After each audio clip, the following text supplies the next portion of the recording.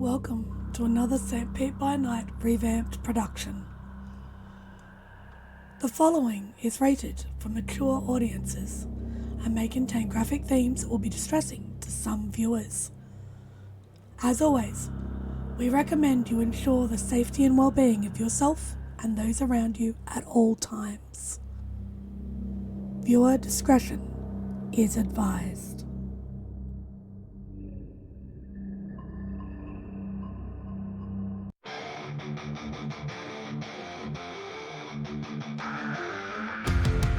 In the heart of night, we rise from shadows, howling at the moon, igniting our battles, cleansing dire of an endless fight, until our final days we will fight. Thanks, man, we stand united as one.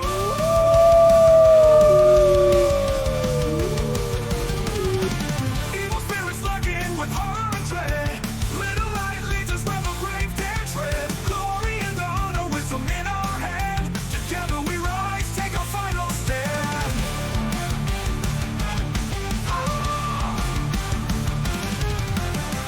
Everywhere we run, the wind is at our back. All the one forces we will track. From the depths of the ocean to the clouds in the sky, vampires tremble as we learn to fight. Rage across Tampa, in this fight we'll stay. Evil spirits lurking with horror and dread. Little light leads us where the brave dare tread. Glory and honor, wisdom in our hand. Together we rise, take our final stand.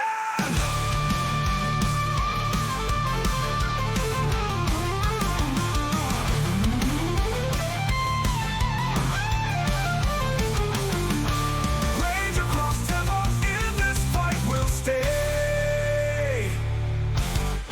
Everywhere with the pack, let the night be our guide. In battles of honor, we shall never hide. Rock will never hide.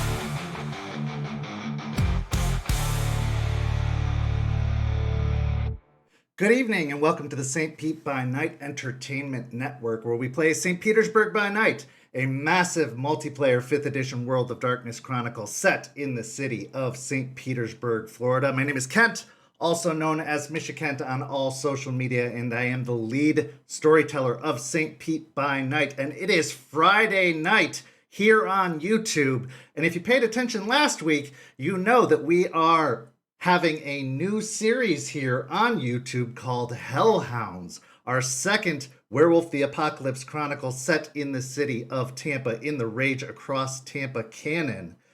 Our new pack of Guru have arrived in Tampa, and they have arrived in a rather interesting fashion. They have made quite a splash in Tampa, but we'll be talking about that in just a moment. Go follow St. Pete by Night on all of the social media listed down in the description if you want to stay up to date on all the happenings over in St. Pete. But for now, let's get into something a little bit more comfortable.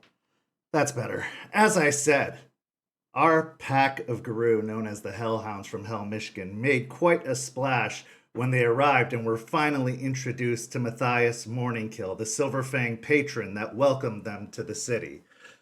However, we saw tensions already start to rise among the pack after Juniper Spartan kicked Deadbeat into the house in their first meeting with Matthias. However, Deadbeat will return the favor in kind in their first meeting with their Sept leader, Aspen, and their Master of the Howl, Jester, when he would Spartan kick Juniper into the cairn itself. What does this mean for their future when they are going to be introduced to the warder, Charles, tonight? All that and more will be discovered in tonight's episode. But this story couldn't be told without a rather chaotic and fantastic group of players. So let's go ahead and get to introducing that group of players now. Players, go ahead and introduce yourselves, if you please. Hello, everyone. Name is Jay. I'll be playing Deadbeat, the Bonar rune. Hi, everyone. I'm Nikki, and I will be playing Delphine Ruin Speaker, the Silent Strider Theurge. Hello, everyone. I am Ben, and I will be playing Raymond Gorn, the Ghost Council Philodox. Hello there. I am Katie, and I will be playing Aurora Rory Woods, the Bonar Galliard.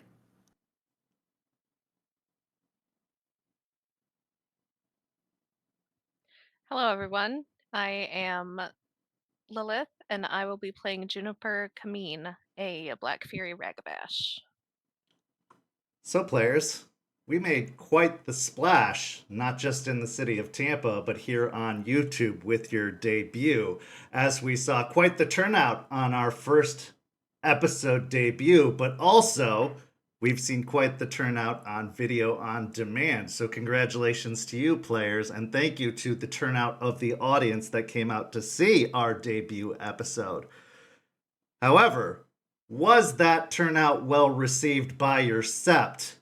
Only that remains to be seen, as, well, we saw not just one, not just two, but 3 litany breaks all at once in one action at one time, as Deadbeat, knowing that it was wartime, as told by Matthias Morningkill in the meeting prior to the introduction to the Sept leader, decided to challenge Aspen, the Sept leader, who was then told that the challenge would be the knowledge of the litany, which he clearly didn't know.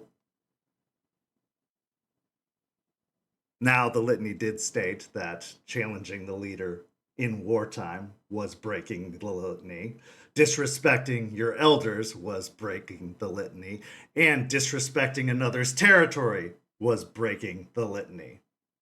All which he managed to accomplish with just that very action. The consequences of that will be dealt with tonight. However, before we get to all that, let's just see how our pack leader and the offender decide to deal with their new housing arrangement, as they have become roommates.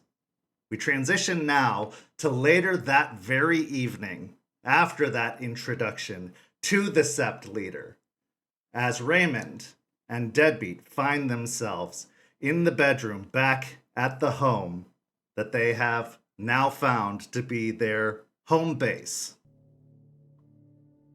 It is later that evening as the two of you arrive back at the house. The ride back was tense and probably very quiet, as everyone had to ponder and consider everything that happened at that first introduction. Was it good? Probably not.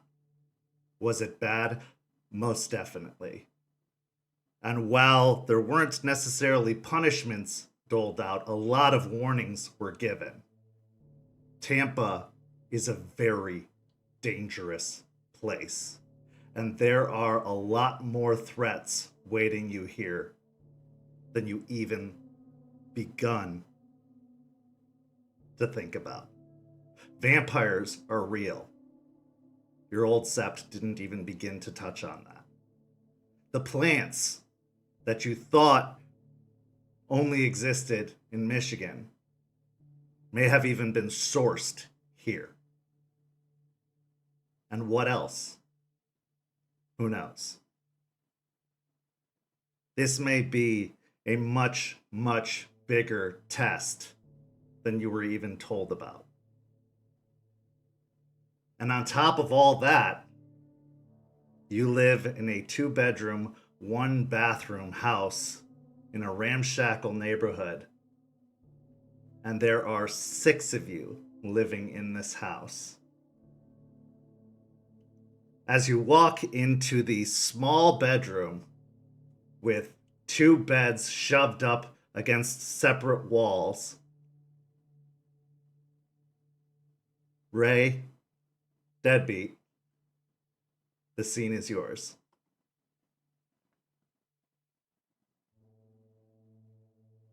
You see, as I walk in, I just look so incredibly dumb with the situation. I already have grumbled about how Ray should just take the floor in the living room and get a little dog bed, but instead having to deal with him here. I just kind of shoulders are just kind of down as I just. All right, Ray, don't touch any of my shit, okay? You stay on your side and just do whatever the fuck you do over there.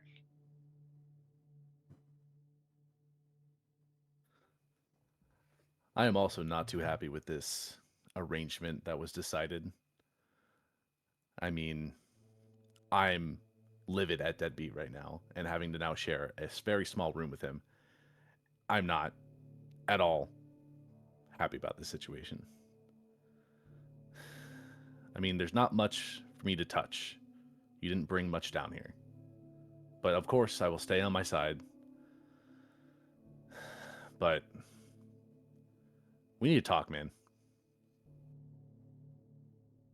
I'm like walking towards my bed with a single backpack with all my clothes in it and like a guitar case. As I plop my guitar case on the bed, I look back, like, talk about what? What do you mean, talk about what? What just happened? I mean, we were already on thin ice coming in here with the current situation of you and Delphine being shamed. But you just had to pull a stunt like that in front of the Sept leader?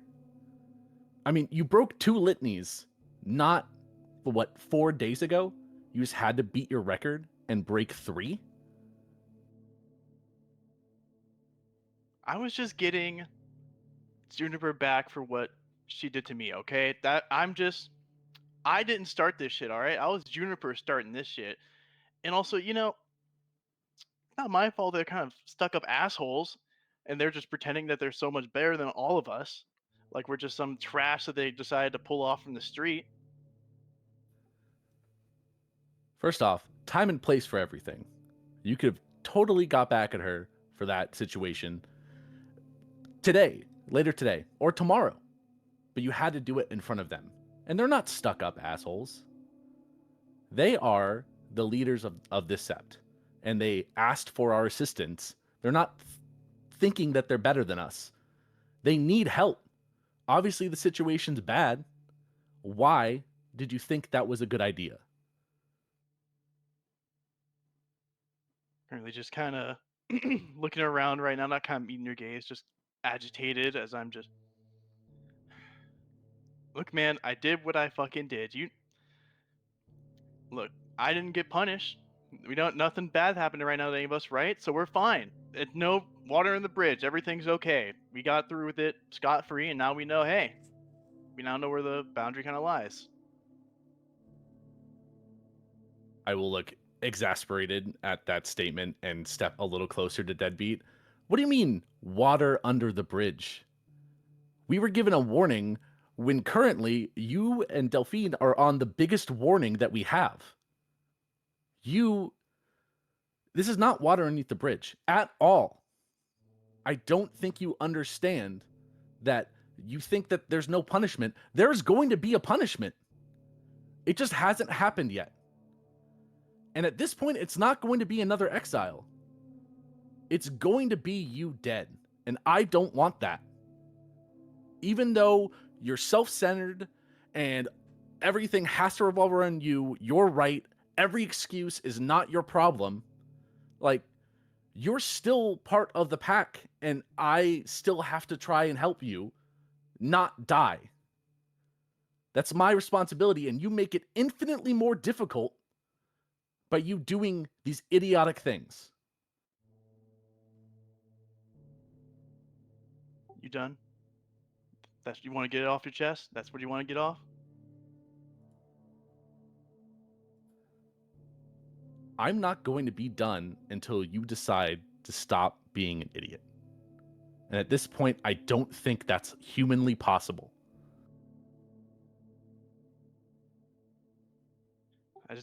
Now kind of my gaze meets yours now as I stare down at you for a few moments, kind of nodding to that. As I'll just say, but you think that pissed me off, huh? And then I'm immediately gonna grab him by his shirt and try and throw him against the wall. Okay. Go ahead and make a strength and brawl. Now, So we can add my grappling. yeah, you can add your grappling. Ray, you could see this coming. This isn't going to be considered a sneak attack, so you can either do a dexterity and athletics to avoid, or you can make a strength and brawl to try and block or counter. I'll do Dex Athletics. Okay.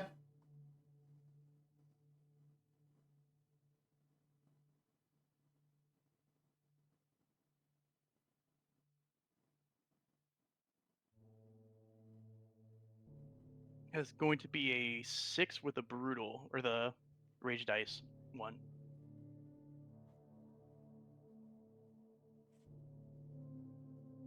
There's only 4 successes.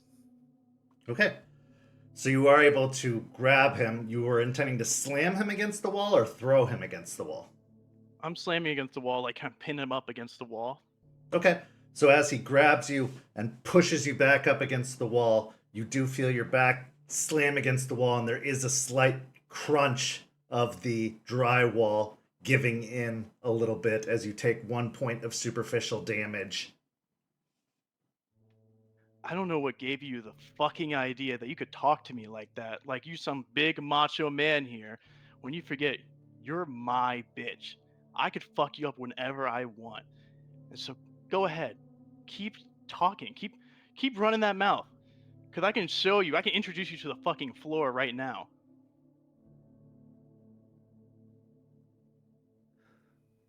Get with the push against the wall, breath kind of knocked out of me a little bit. I don't care if you throw me around this room, knock me to the ground, knock my lights out. I am saying what you need to hear. Most of the time, everyone just goes along with whatever you say and whatever crap that comes out of your mouth. Or they just insult you. Sure, I've come off a little strong, but this is something you need to hear. I'm not trying to make you mad. I'm telling you the truth.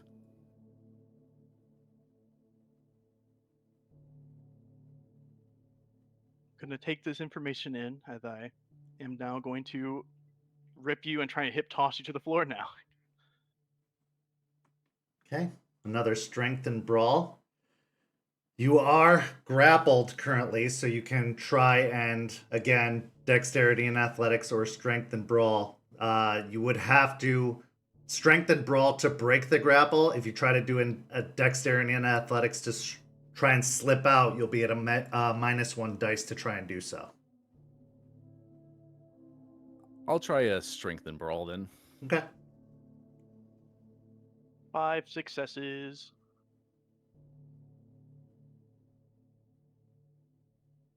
Two. Okay, so as he wheels around and hip tosses you, bringing you down to the ground with a heavy thud, you take another 2 points of superficial damage as you thud down to the ground. They slam you to the ground. I imagine like kind of on top of you as I'm holding you down. They say, "More you talk, the more you get slammed around. Just shut the fuck up. Say, I'm sorry, Deadbeat, and you can stop getting beat up and stop putting on this fucking tough guy act here and pretending that you can just take this. Because I will beat you to unconsciousness. I don't care. So go ahead, try me.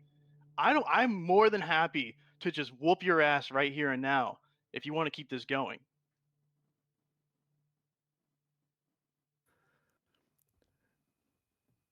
Again, when knocked out, Deadbeat laying into me, over top of me. I will not be quiet. You need to hear this. At this point, you are just a child throwing a tantrum. I am not trying to make the situation worse. I'm trying to get through to you to some extent, but you refuse to listen.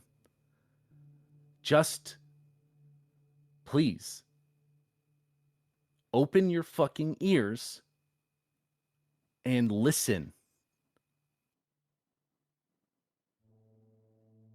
Just sitting on top of you, or as I'm just holding you down, face contorted in anger, and I just, oh my fucking god, you just don't stop, do you?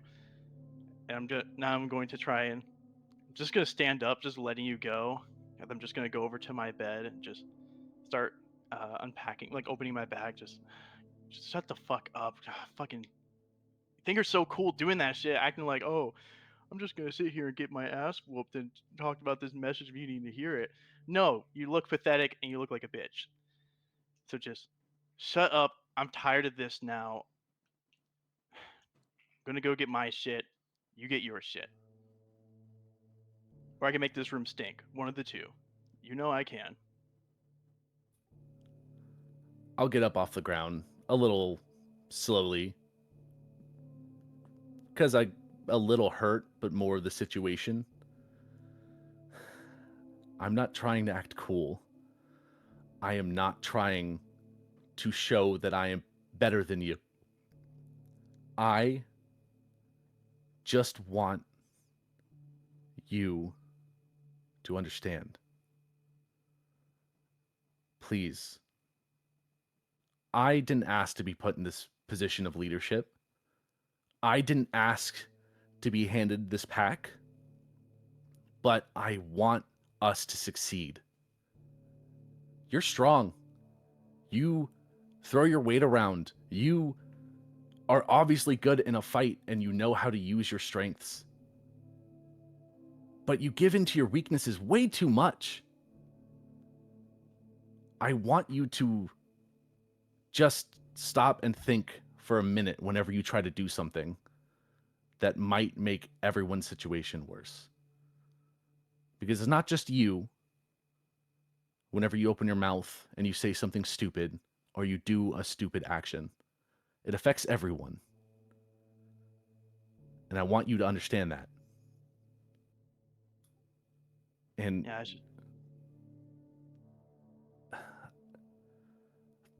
you know what? Just, you can have the room for the night. I'm going to go sleep in my truck. Just, please, just think about it. Please.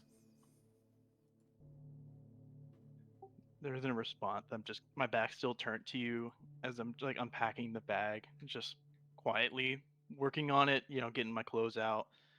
I like look back for a moment, almost with like disgust and disdain for looking back to my own bag and just resuming working without any sort of response. I'll move towards the door, open it up, and before I leave, I'll turn back. A man knows when to put away his pride for the betterment of those around him. And at this point, you haven't shown any sort of respect for any of us. And I know that's how you are. But you need to understand that that needs to change at least a little. And then I will close the door and go to my truck. I'll make sure when he closes the door, I wait for a moment before going to the door and locking it. Ray, what are you thinking after this conversation with Deadbeat as you're making your way through the rest of the house out towards your truck?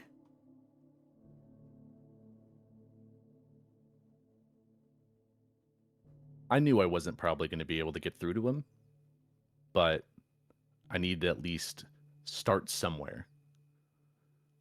I 100% knew he was going to throw me around. I thought he was just going to punch me. But if it would allow him to let some of his frustration out, I understand what I needed to do and just take it. Fight back a little bit, but not actually strike him. This, out of everyone in the pack, he's the one that is going to tear it apart. and I need to try to secure the weakest link. Because if I don't, everything falls apart with Deadbeat. And I hope that this is at least the beginning of him to understand that. Back in the room, Deadbeat, as you're stewing over everything that's been said, having locked the door, having the room to yourself, as you've always wanted, as you've always deserved, make a composure and resolve check for me. All right.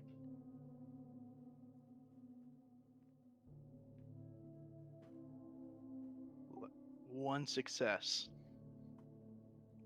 The room that felt large and empty, that felt like yours, your kingdom, your castle, doesn't feel as large and empty for long.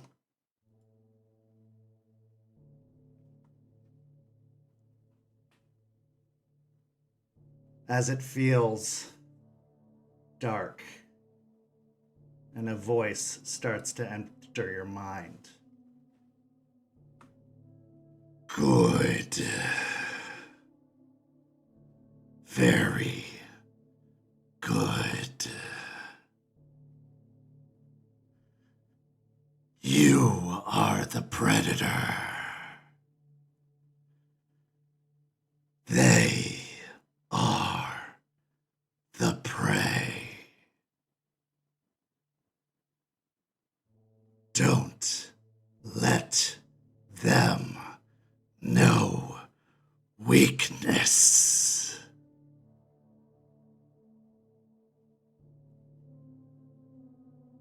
I look around, like, really confused as I can listen to this voice, and oh my, one of these spirit things. Oh God, are you like the spire thing? Are you like the friend that I have? Which one are you now? Fuck, I've losing track how many you guys are talking in my head, or I guess to me.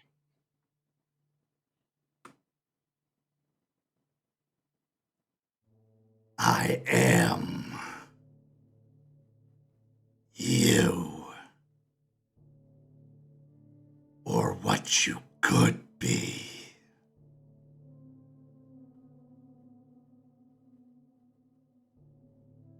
Looks confused for a second for like being a certified badass. What I am? That's what you mean? Like talking about throwing them around and stuff?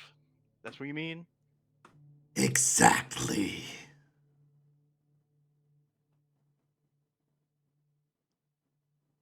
Don't stop what you're doing.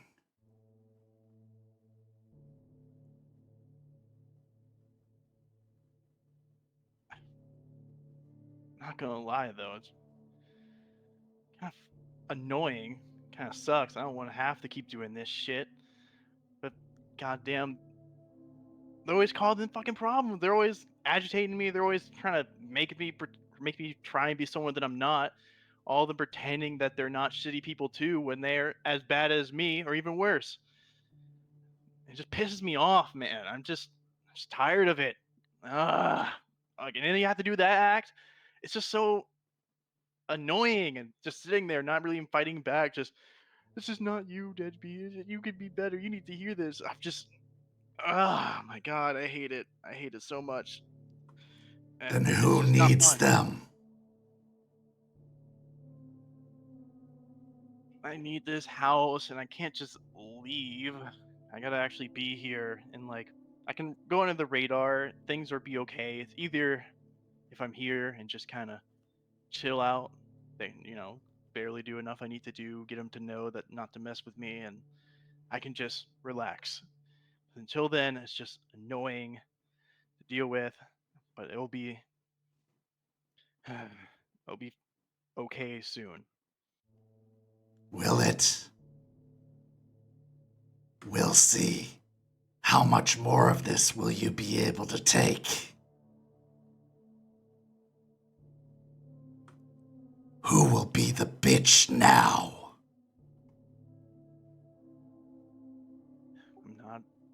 bitch. I'm not the bitch. I'm and just kind of for a second, just sitting there before I grab my bag and just throw it against the wall. Just, I'm not the fucking bitch. I'm not the bitch. I am not. God damn it! And I just kind of go over and pick up the clothes that are now scattered around the floor in the bag as I'm huffing and puffing. Just, God damn it. Enjoy your collar, good boy. Like I can't go in the spirit world, you fucker. I'd beat the shit out of you for that one. Come and try it. And with that, the presence fades and the room grows big and empty once again.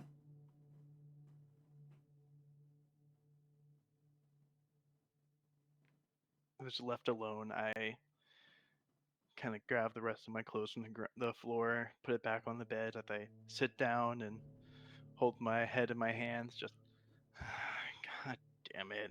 Fuck. I'm actually gonna have to talk to fucking Delphine. Shit. I'm just gonna sit there and ponder how fucked I am right now. With all these thoughts going through your mind, do you stay or do you go? Do you wear the collar or do you continue to rage? We move on to another duo, contemplating the future as one seeks out something they've been missing. We now find ourselves in downtown Tampa along the Riverwalk. Delphine and Rory came downtown originally seeking out the Gasparilla Music Festival, only to find that the music festival had been canceled, much to their chagrin. But luck would have it, at least for Delphine, that an opportunity might present itself. Because Delphine, as you are very, very aware at this point, it's been over a week since you've had your fix. And the effects of withdrawal have started to really take hold. The shakes, the sleepless nights, the aches, the pains, the crawling sensation on your skin, the cold sweats. It's really, really becoming more and more of a problem. So as you walk along the Riverwalk, looking for any signs, any possibilities, any opportunities, the scene is yours. Delphine, despite the heat of the Florida evening, is wearing leggings and an oversized chunky sweater with some sneakers. You can see she's sweating a little bit and she's got her hair in a braid, kind of tucking the shame braid into it so that way it isn't as apparent. She looks rather disappointed and annoyed that the music festival had been canceled because normally at music festivals you can find dealers of all varieties. And while she was trying to also make amends with Rory in a sense, the drugs was really her main objective this evening. And on top of all of the withdrawal symptoms she's been experiencing, she's starting to get to the point where she's beginning to pick at the corners of her mouth, leaving little red marks just out of sheer frustration and anxiety and restlessness. She'll look to Rory and just, I'm sorry, I didn't know it was going to be canceled. I made us drive all this way for fucking nothing, I guess. It is what it is. I mean, at least we're getting to see our new stomping grounds. I mean, I was hoping, like, for the music festival, there's I thought you would have fun with that, considering I don't know you very well, but you seem to like music, so I thought that would be a good way for me to kind of, I guess, apologize for all the shit that went down up north. Rory's just gonna kind of give her a slightly amused look, and today she tried to wear the hoodie but could not deal with the heat, so she has it currently tied around her waist and taking on a new appearance of like wearing her hair up more often because of the heat, which is a rarity around the pack. She'll just kind of look at Delphine a little amused and pull out a cigarette and light it. You thought I liked music. What gave you that idea? The guitar or the dobro, I don't know which one's which because you and Deadbeat keep arguing over it. And you always going out and listening to music and doing the busking stuff, playing for tips. Sure, we'll call it tips. But yeah, I thought that there's been stories that I've read growing up. Like, I like Greek mythology a lot, so like I remembered that I read about how Hermes pissed off Apollo at one point, and he stole Apollo's cattle. Apollo was mad about that, and to apologize, Hermes made him and gave him a lyre, so he gifted him with music. So I thought, music as a gift, that might help things out with all the shit. So you thought you were gonna Greek mythology me. And after lighting her cigarette, she will offer one to Delphine, seeing she's been picking at her lips and stuff. She'll eye it for a minute because she doesn't really smoke cigarettes, surprisingly enough, but she's just at the point where she's just so desperate for something that she'll take it, study it in between her fingers a little bit, and then hold out her hand for a lighter. And Rory will go to light it for her. In the spark of the flame dances for a moment at the edge of the lighter. Just for a moment, the flame burns a little higher, a little brighter, a little stronger. Takes on a more ethereal appearance before it ignites the tip of the cigarette and then burns out. But the cigarette starts to glow.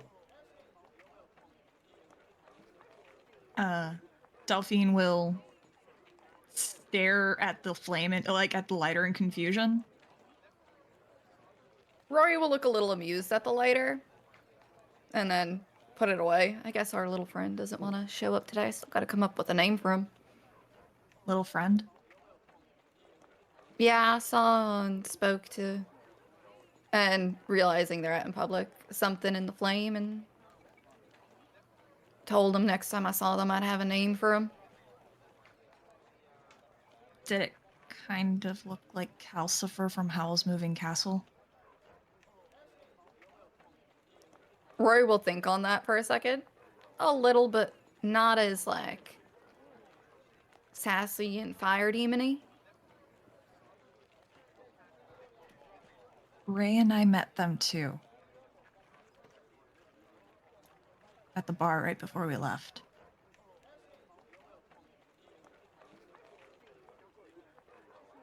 Well, that's interesting. I thought they made a little home, and she'll pull out the lighter again. I'd like to spend a willpower and try to use penumbral senses to see if our little friend has followed us. Okay. Pushing your senses outwards, like a photo negative being pressed over a photograph itself, your vision blurs and doubles, seeing this world and the world beyond. There is a great deal of presence of the water as you stand by the waterways that make up the Riverwalk nearby, the river and the bay. You feel the flowing water as water spirits flow nearby. You see the presence of the Weaver all around as construction. The Weaver's presence is strong here. Webs make up most of the area. Pattern spiders crawl all around on the buildings nearby. Patching, constructing, monitoring.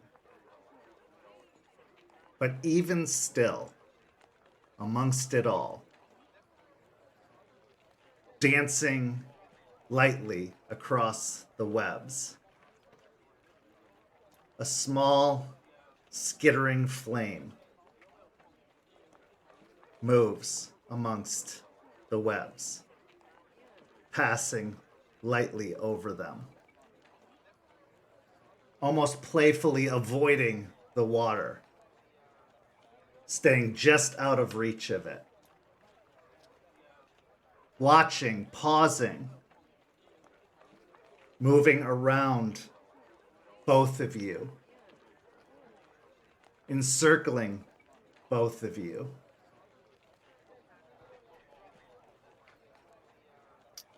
It looks like they followed us.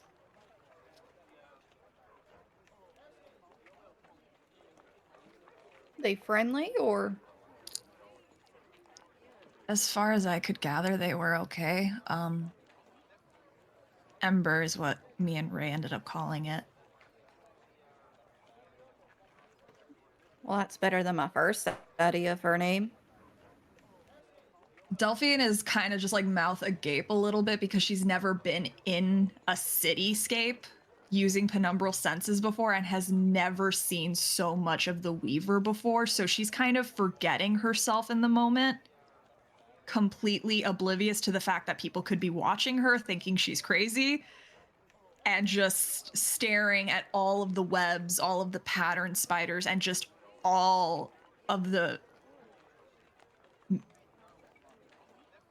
magnificence, honestly, that is the Weaver, and seeing how much it can take over, because she's only ever really been around the wild with a very small presence of the Weaver, with the small buildings that they've inhabited.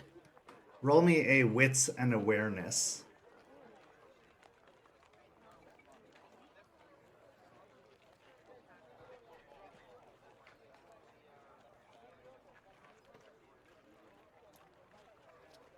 Three successes. As you're drawn in by the majesty of the Weaver, the magnificence of its architecture, that majesty becomes more and more horrific as your eyes are drawn to the cityscape beyond. Because while the webs crawl towards the skyscrapers in the distance, you see that they grow taller and taller, looming higher and higher until they pass into a smoggy cloudscape up above, looming higher and higher up above, studying these large webbed structures. You watch and you see something unusual. You see something strange as the pattern spiders crawl up along the webs. Roll me a wits and investigation.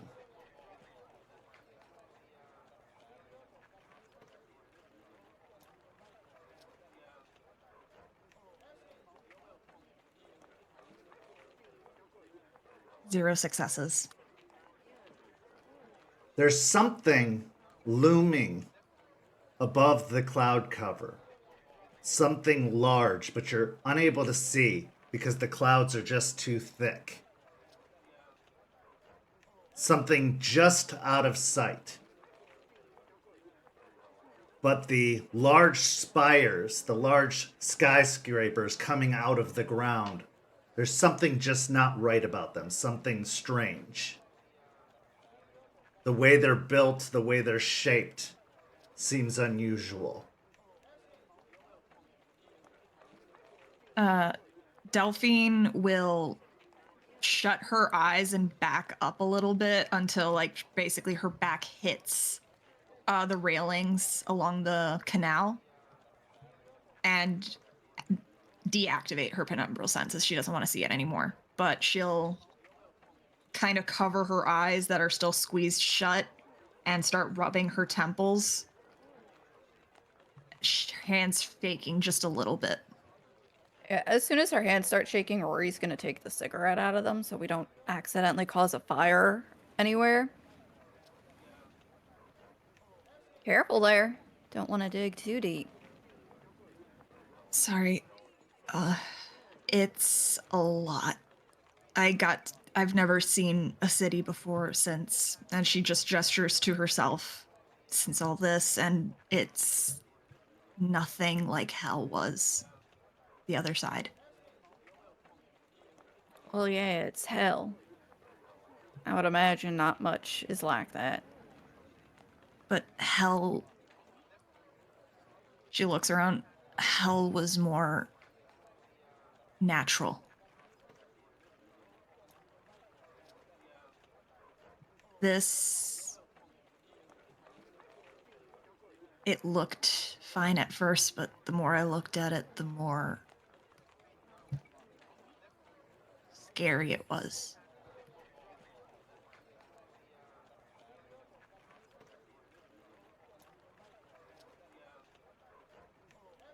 Define scary, because going from a small town to a big city can be classified as scary. So you can see, and she just gestures to all of the skyscrapers, you see all of that, right? Yeah, I see it. On the surface, that's what we all see, but I can see it when I put my mind to it, almost like a photo negative on top of the real picture. Have you ever seen photos of those fields covered in webs? Storyteller, would I have seen those?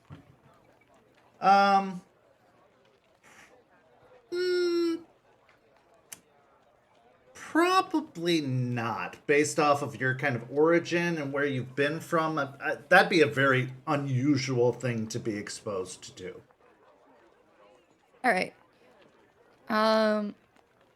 Not in particular. So Rory's gonna actually now Google one of those photos just to see if she could Sure. understand what Delphine is talking about and just kind of look at it on her phone.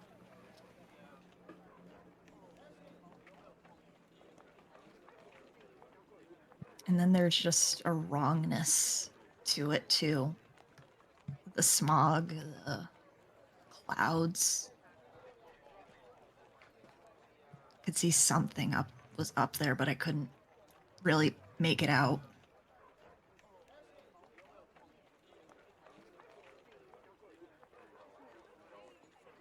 So you think something else is watching us? Our little friend definitely is.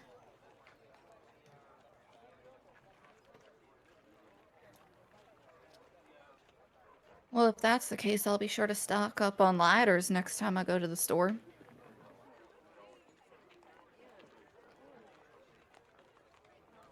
Rory, roll me a wits and awareness of your very own.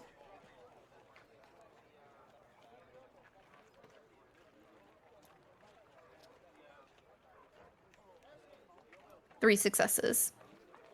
It's at this point something unusual catches your eye.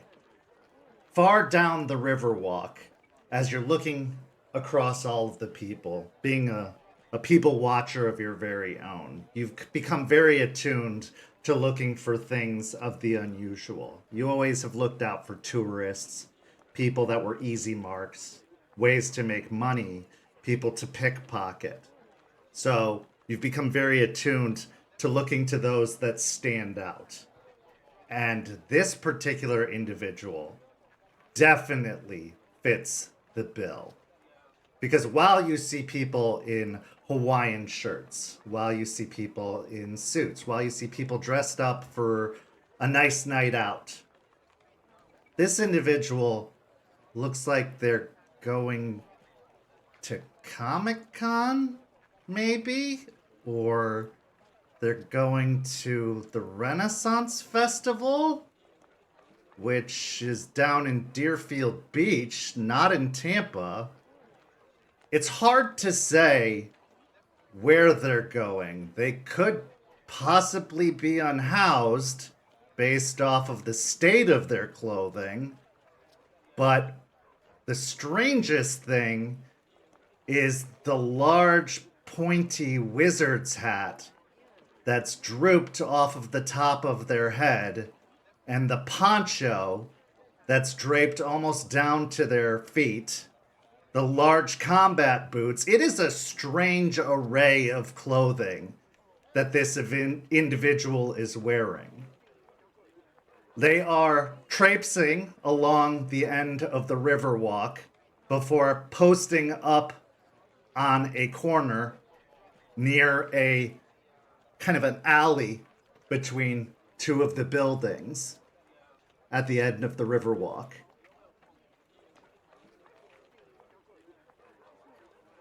Rory's gonna watch the individual for a little while and then go, like, kind of turn to Delphine and be like, I know, like, nerdier things are bigger in the cities and you see a lot of weird things, but that fella over there is one, well, oddball to put it at best.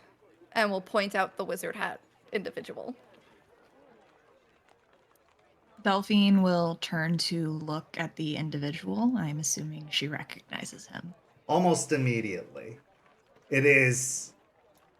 Takes no time whatsoever before you're transported back to New Orleans, before you're transported back to almost just over a year ago, or about a year ago. You're transported back to that night when you were looking to score, just like you were tonight. But it was a club and different friends.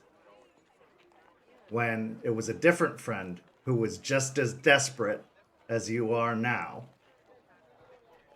Spud, as he is affectionately known, is dressed almost exactly the same as he was that night, including the round spectacles that he has upon his eyes. But what's he doing in Florida? But does that even matter? If he's here now, you know he's probably carrying. And whatever he's carrying, it'll scratch that itch that you have. Delphine says nothing to Rory as she just starts making a beeline, determined with purpose, little pep in her step towards that man. Hey, Delphine, and she's just gonna book it after Delphine, like putting out the cigarettes, but like still holding what's left. And once the ashes are like completely out, she'll pocket them and continue to book it after Delphine. She is approaching him. She has every intention of grabbing him by his sleeve and pulling him into the alley. As you approach and grab Spud by the sleeve and start pulling him, he goes, whoa, baby girl, be cool. As he tries to resist for a moment, but is not even able to as he's yanked into the alleyway. Long time no see, Potato Man. Have we met? New Orleans, about a year ago. You're gonna have to be more specific. Me and my friend went into your van. You made one of our other friends sit outside. Listen, I have a lot of threesomes, so you're gonna have to be very specific.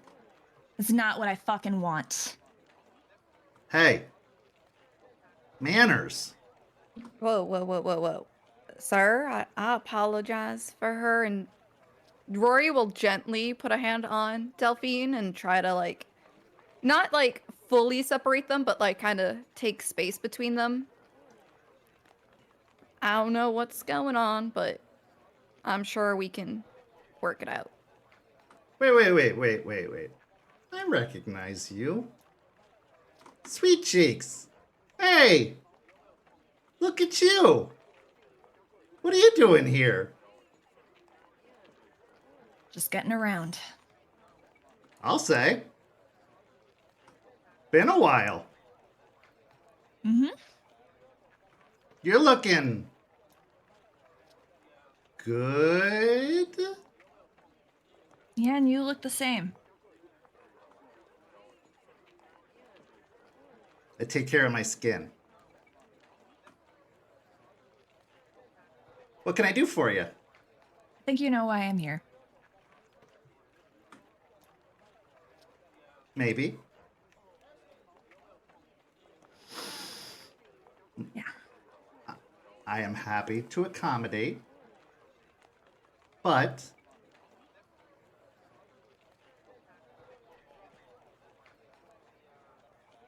let's start over. Hi, it's good to see you. It's been a while. You're looking a little rough, but I can take care of you. Let's try some please and thank yous, and maybe we can, do some business. She starts tapping the back of her heel a little bit, just agitated with having to accommodate him right now. Now, I'm not without understanding. You look like you're in rough shape, and it's been a while. Now, It just so happens that I've set up shop in town, so I can give you a good deal, and maybe we can set up kind of an arrangement so that you don't have to get in this bad of a shape anymore. That would be ideal. I got you, boo. I'm not your boo. You can be. She ain't your boo. Not interested. Well, this isn't a really good way to start up a business arrangement. I prefer to keep my business arrangements professional. That includes no dating within. Hey, Like, you got in my van. To smoke. To hotbox. We didn't hook up. Not that you remember. Excuse me? Never mind. I didn't take advantage of you. I'm not that kind of guy. Anyway. I was about to say. We can do I'm a gentleman. Yes, we can do business. Okay. What do you need? That stuff that you gave me that night. Oh, the same stuff. The same stuff.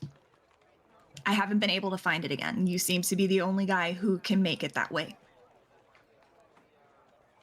It is a special recipe. That's true. Everything else sucks compared to it. That's very true. Okay. I got you. You got money? She pauses. How much you need?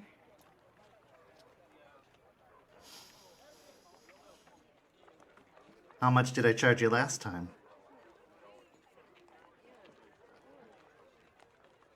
That was for 2 people. I believe it was 100. So one person should be 50, right? You're thinking wrong, darling. I think your math's a little off there. I don't think it is. Roll me a charisma and persuasion. But don't forget, your addiction. Can Rory pull out the remaining cash she had from her last busk in Michigan Yeah. and offer Delphine a assistant die Yes. as she's starting to count bills. This is gonna be bad. This is just rage. Wait, would you say that my rage has gone up? Yes. Okay.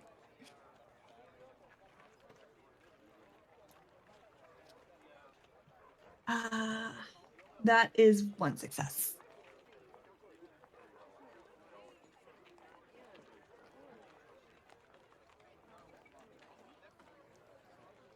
I think $75.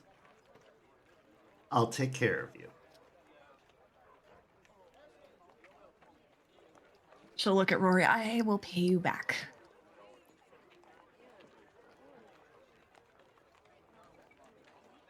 Are you gonna take her in your van again, sir? No. She can take this to go. Then don't worry about it, Delphine. And she'll hand him $100. Aw, a tip. Thanks.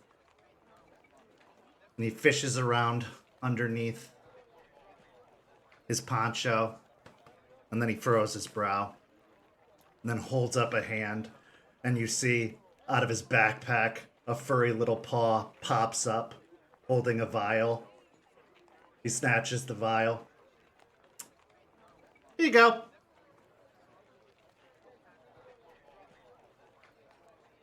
She's gonna look to Rory first because she honestly doesn't know if she hallucinated that at this point or not. You saw the furry paw? Yeah, I saw it. So I'm not seeing things. No, but we're in Florida. It's my lab assistant. Don't worry about it. She'll hold out her hand for the vial. Enjoy. Oh, my business card. I was about to ask. Digs around underneath the poncho again, then pops out with a post-it note. You just give me a call when you need anything. I can come meet you where you're at, or you can come to my place of business. Sounds good. It's good to see you again, sweet cheeks. Del. Okay. Sorry for assaulting you. It's not the worst I've had happen to me recently. And she'll just nod and put the vial in her pocket. Hey, don't look so glum. Things are about to get better. It's already started. And she'll, let out a few deep breaths. Yeah, they are. What about you? You need anything? Not Hair in of the the dog? market at the moment. Not in the market at the moment. Well, if that ever changes, you just give your favorite tater a call. Sorry, Tater, that's your name? Oh, Spud. Spud is your name. Yeah. Interesting. Well, it was nice to meet you, Spud. Nice to meet you Yeah. too. Oh, Yeah. you're new to town, yeah?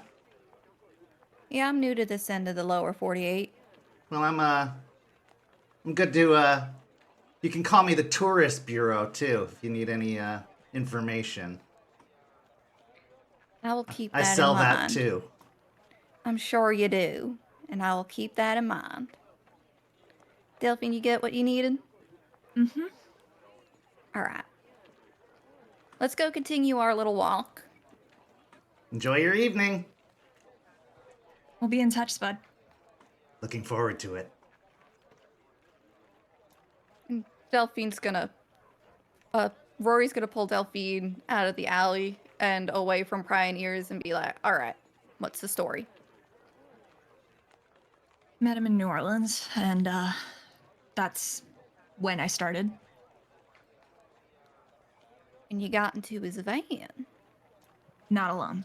I got with a friend, and there was another friend outside the van waiting for us. All right. And what is that? Because, granted, I don't do much, but that don't look like anything I've heard of. She pulls out the vial, and she never saw the stuff before last time. He kind of filled the van with the smog or smoke or whatever it was. But she'll look at the vial and kind of study it a little bit. So it looks very much like you're used to. It does look like meth, but there is a strange discoloration to it. I mean, it looks like meth. And it's supposed to be that color? I thought it was the same color as the stuff in Breaking Bad. Unless that's all Hollywood glamour. That is a common misconception, actually. The stuff in Breaking Bad wasn't supposed to be blue. It's actually supposed to be more of like a crystal quartz, like just a white quartz color-ish stuff. At least the stuff I usually get. I've never had any blue stuff, so yeah, that's all Hollywood bullshit. All right. Good show, though. It was all right from what I watched. You plan on telling the others about this little event tonight? Why? So they can judge me like they always do? We're all gonna get judged one way or another. Yeah, we've already, especially Deadbeat. Yeah, especially Deadbeat after that lovely display. They're probably not going to let us back into the Sept after that shit. Probably not. I just don't need Ray's disapproving glare. Look, I don't need Juniper glaring at me, and I don't need Deadbeat cracking jokes. So if we could just keep this between us, please. All right. I'll keep it between us. However, if they ask, I'm not gonna lie to them. I know I kind of fucked you and Juniper and Ray over with the whole Deadbeat shit, but you are at least don't judge me for this shit.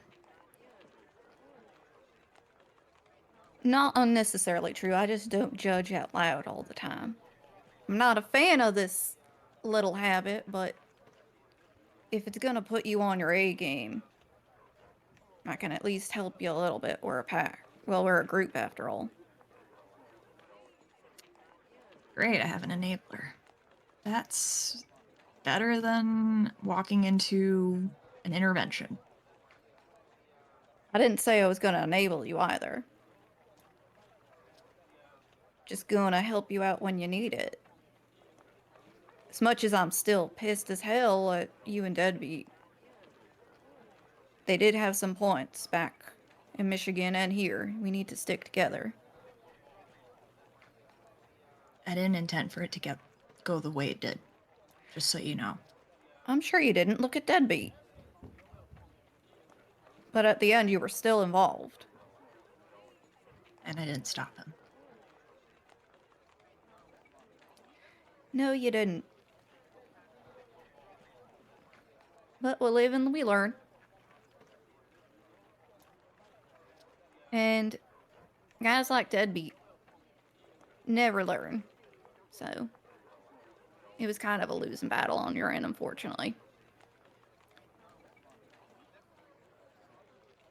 She'll just nod. Can we go somewhere where I won't get arrested for this more necessarily? Yeah, we can head back to the car and you can light up in there. Thank you. You head away from the Riverwalk to get away from prying eyes. Delphine, when you do indulge, for the first time in a long time, you can finally relax. And I mean truly relax. You caught the proverbial green fairy. Again. The high is elation. You float amongst the clouds. You walk on air. But just like all addictions, it's only going to be for so long before it pulls you back down. And with this particular drug, it's going to pull you even deeper because the bond has started to establish again.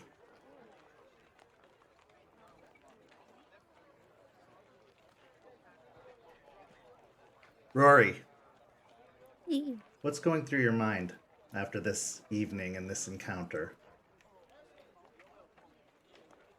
She's not entirely happy that Delphine's using again, but like she said, if it's gonna get Delphine on her A game, it's at least like a win in a way.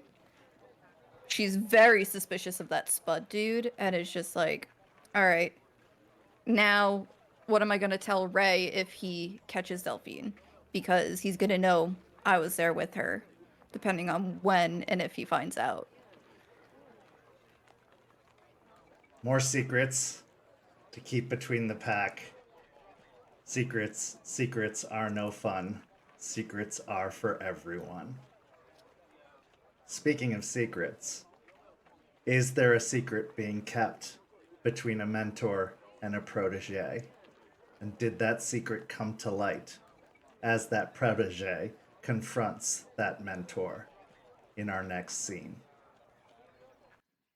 Our next scene begins in the woods of Hillsborough State Park, surrounding the Sept cairn. A mentor and a protege move through those woods, investigating, inspecting, getting to know the land that will eventually become their home. As Guru, it's important to get to know the territory. For a lupus born, like Stakes her claim, it's very important to know, because this is where you hunt. This is where you feed. This is where you escape. This is your true home. For Juniper, this is probably going to be the only place she'll truly feel at home. So as the two of you move through the woods, finding places to stash changes of clothes, to make small dens, places to rest, places to recuperate, places to recover. The scene is yours. Stakes moves primarily in her Hamid form to look like a hiker, to not be out of place, as she primarily takes the form of a red wolf, which is not native to this particular region, though she seems very uncomfortable in doing so and will occasionally shift into her lupus form, but does not do so for your benefit so that you do not have to find yourself without clothing in an uncomfortable position. She eventually looks to you, Juniper, and says, "You're being quiet. Why?"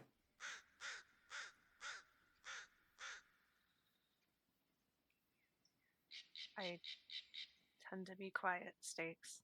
There's nothing going on. I'm just taking in the land and trying to feel some semblance of being at home. I'm just making an effort, okay?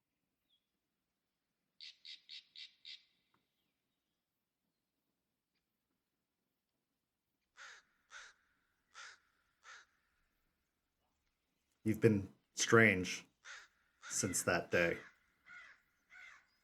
since the meeting.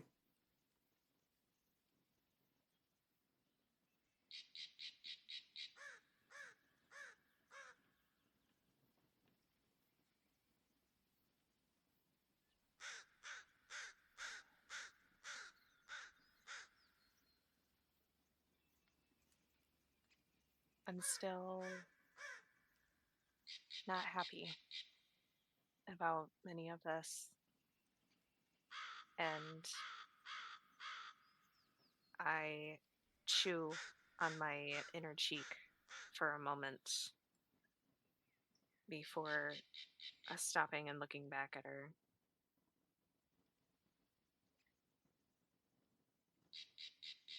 You were right about needing to come down here, as much as I hate to say it, but I'm still upset about it. I understand. It's hard to leave home.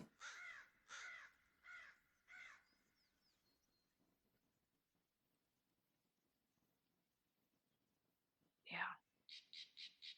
And I know that you know how that feels more than anybody else that we're here with.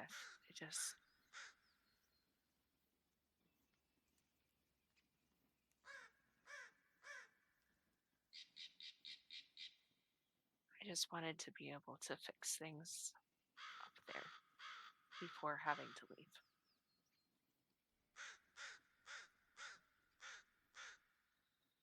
Though I think something good came out of it before we did.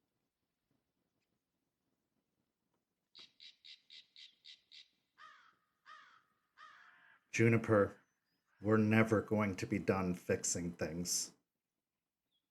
Up there, down here, anywhere. There's always going to be something to fix.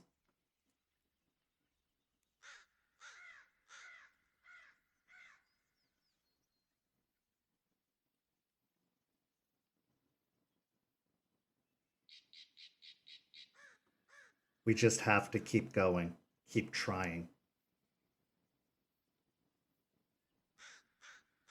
You did good. And we will go back, and we will fix more. But we have to learn more first. You have to learn more first. And it wasn't safe to stay there anymore.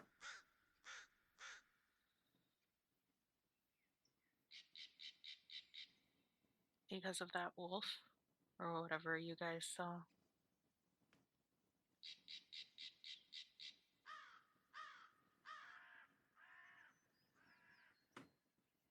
Not just that.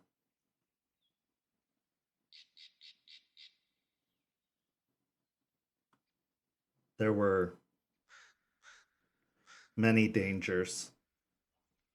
What they said is true. You weren't being taught right. And I can't teach you everything.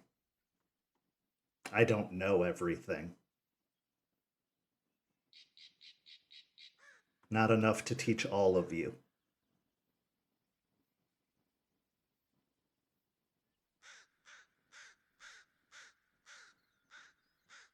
The group, the pack,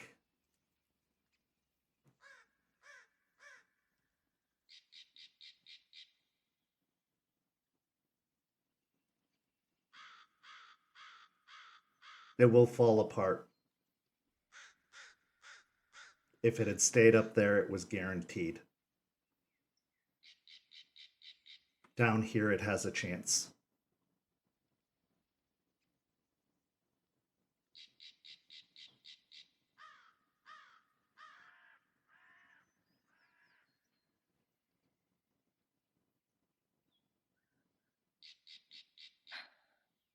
I'm still iffy about some of the members. I know you know that. You should be. They should earn your respect. And you should earn theirs.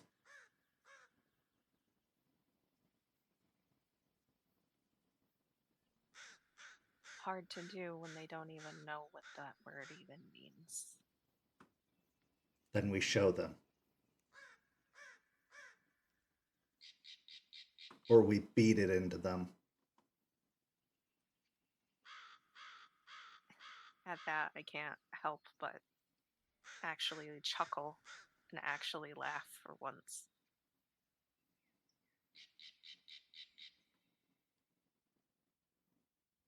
That sounds like it might actually be a nice idea.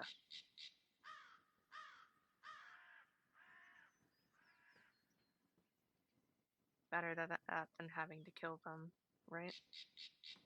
Yes.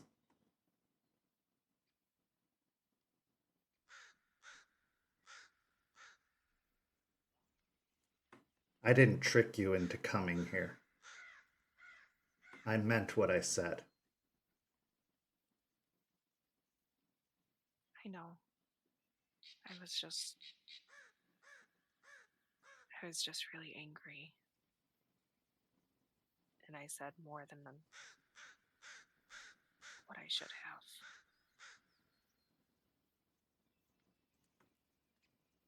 Rat told me something about you.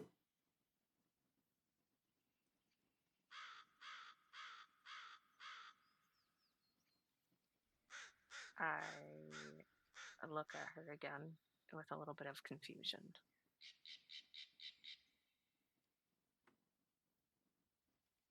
You have family here.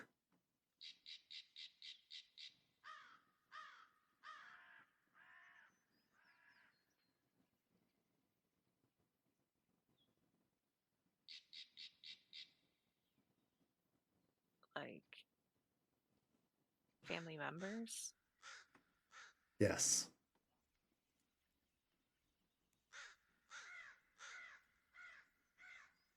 Oh.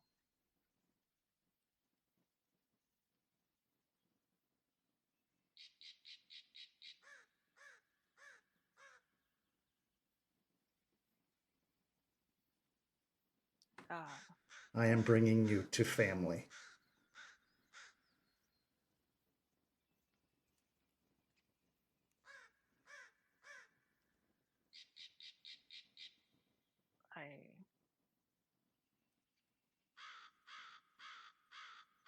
I don't know who specifically. Rat doesn't work that way. So we will have to find them together. But when I said I was bringing you to family, I meant it. But we will have to find them together.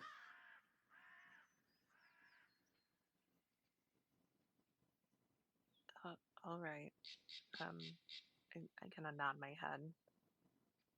Still a bit confused, but also just kind of bewildered at how things are working out, yet not working out, yet working out all at the same time with everything.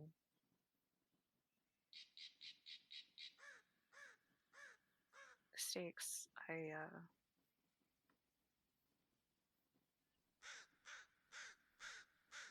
you. There's one more thing.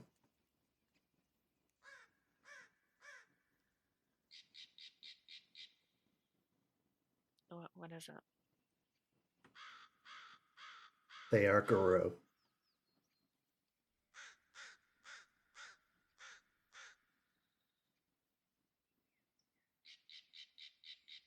What?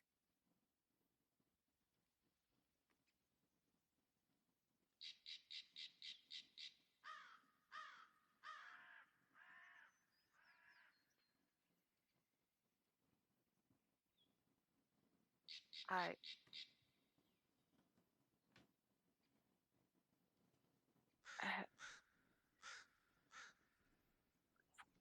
like new like me or I don't older know. or uh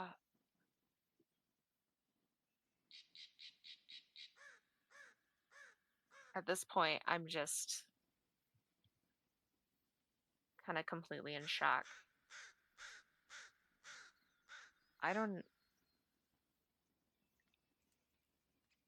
I don't even know what to say at that. I just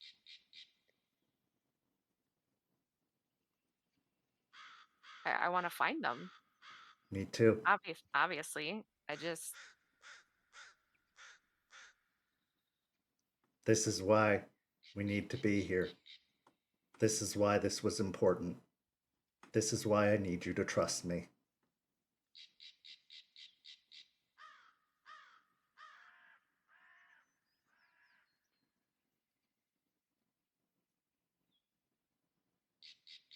yeah, I do. Stakes. I do trust you, and I'm sorry for what I said. I know you're angry. You have many reasons to be angry. What happened to you should never happen to anyone. This is why we fight. This is what we fight for.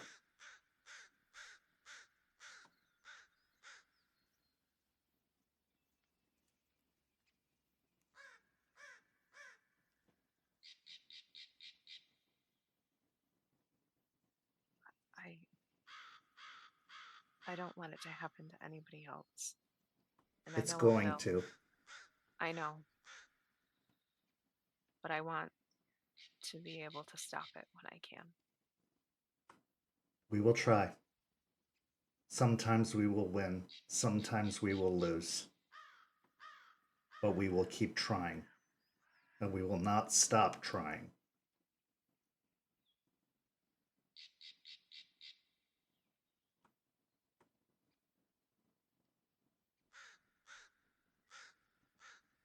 I'm glad you pulled me out of the snow that day. Me too.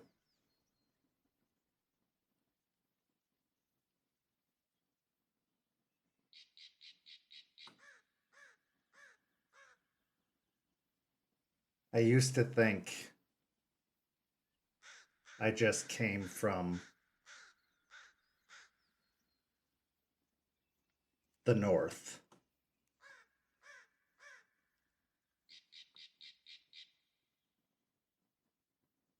And then I asked Aaron for more information about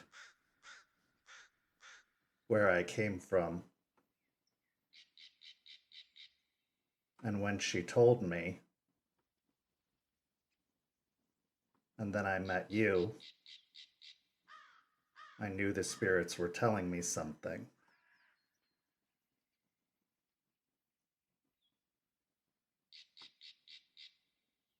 The place I was born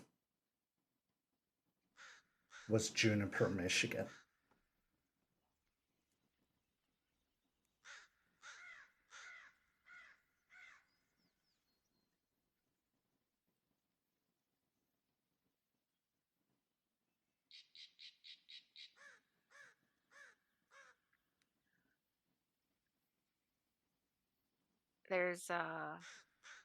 There's tears starting to well up in my eyes as we continue talking. And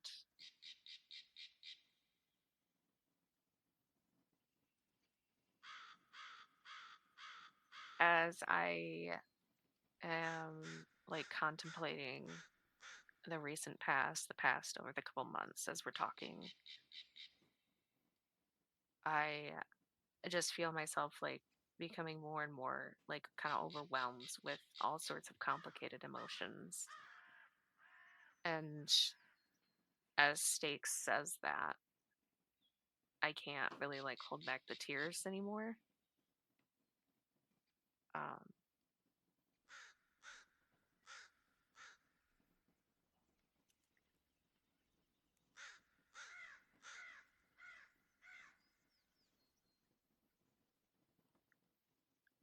this world is really fucked. Yeah, But I'm glad that it brought us together.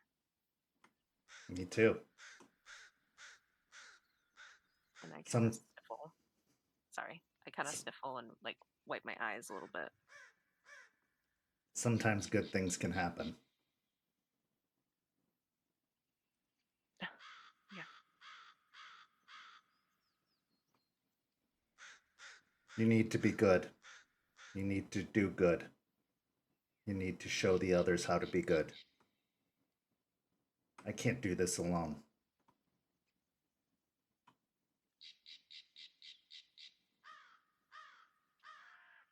I'm not entirely sure if I know how to be good. And I do like the quotes thing with my fingers. We'll figure it out.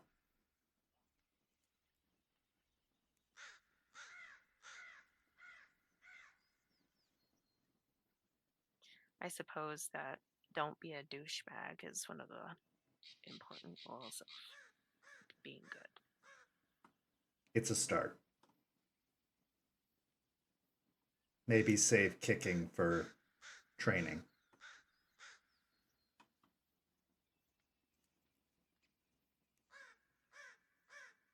It felt really good. Does I that bet. count? Yes. Okay. All right. Be good. Do things that make you feel good, and don't be a douchebag.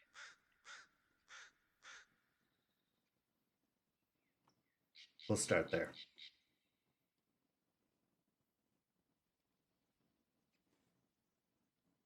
All right.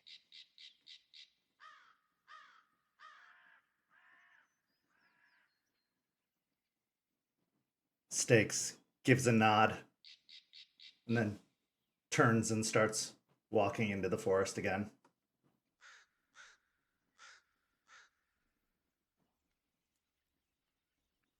Are we at this point kind of deep enough into the forest where people won't really be around? Absolutely. When we get to like our next spot where we create like a little dugout space, I'll turn to Stakes and give a soft smile. Do you want to switch into something more comfortable? Go for a run maybe together? Always. Yeah, I figured you'd say that. And I'll get ready and switch into lupus form with her. As the two of you shift together into your lupus forms, running into the woods, now it feels like home. Now it feels free. Maybe the first time since you have arrived in Tampa, now you don't feel alone. Now you don't feel betrayed. Now you feel and truly understand the purpose for which you were brought here. And maybe, just maybe, truly, since you were dug out of the snow, Juniper has hope. We're now going to take a break. We'll be back in just a few minutes with the second part of tonight's story. See you soon.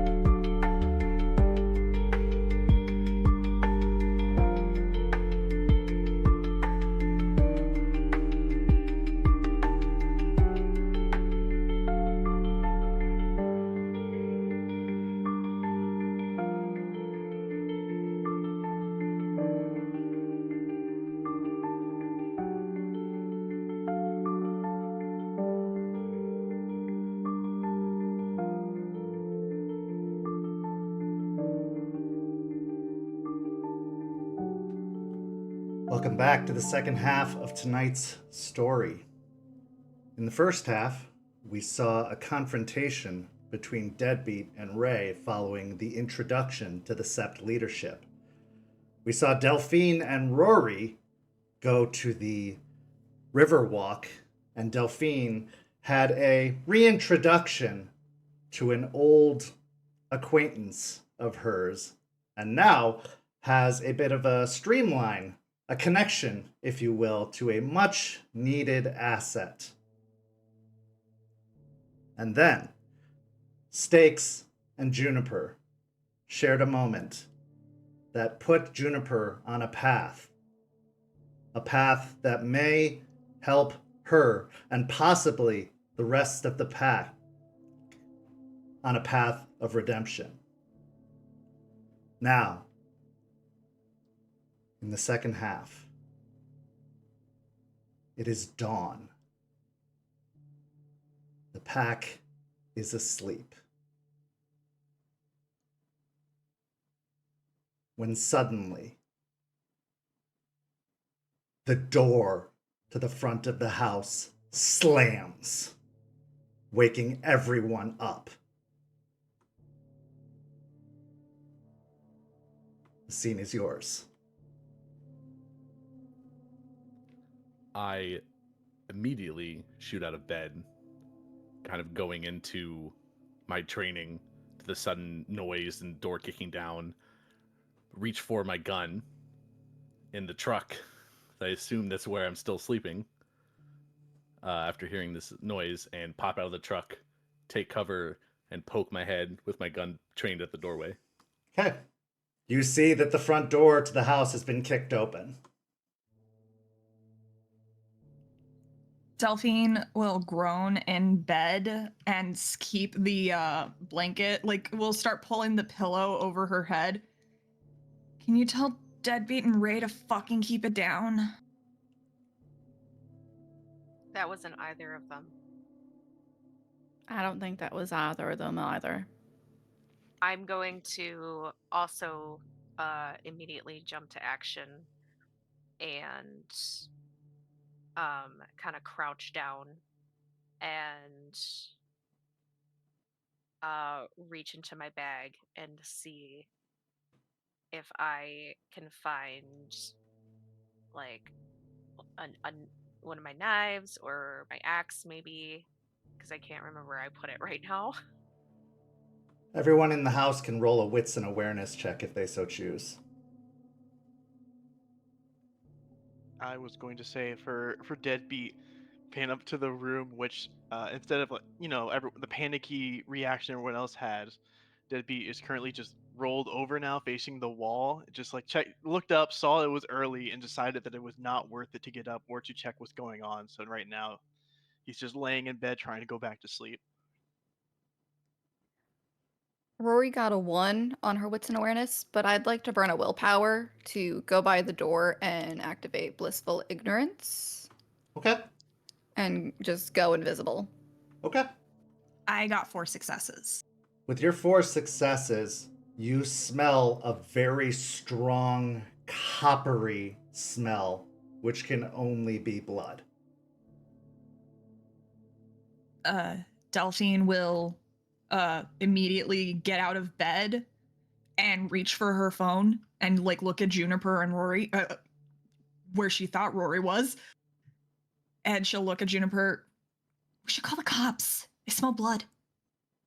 I rolled a 5 success with a crit.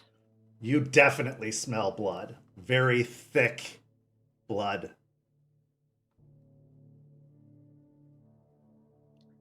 Do I find one of my knives or my axe underneath my bed? Absolutely.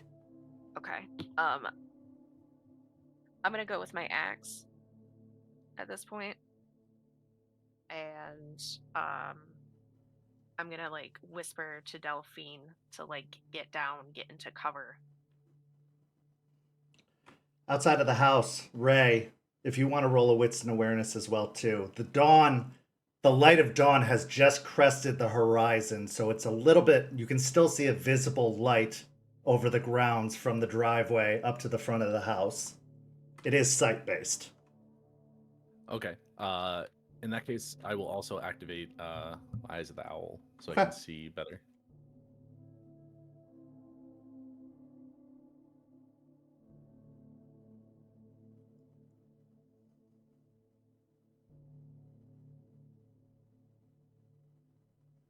Four successes. There are bloody footprints leading up to the front door. I'm going to start making my way a little bit hunched, kind of moving with purpose, but trying to be a little quiet up to the doorway. Okay. Roll me a dexterity and stealth.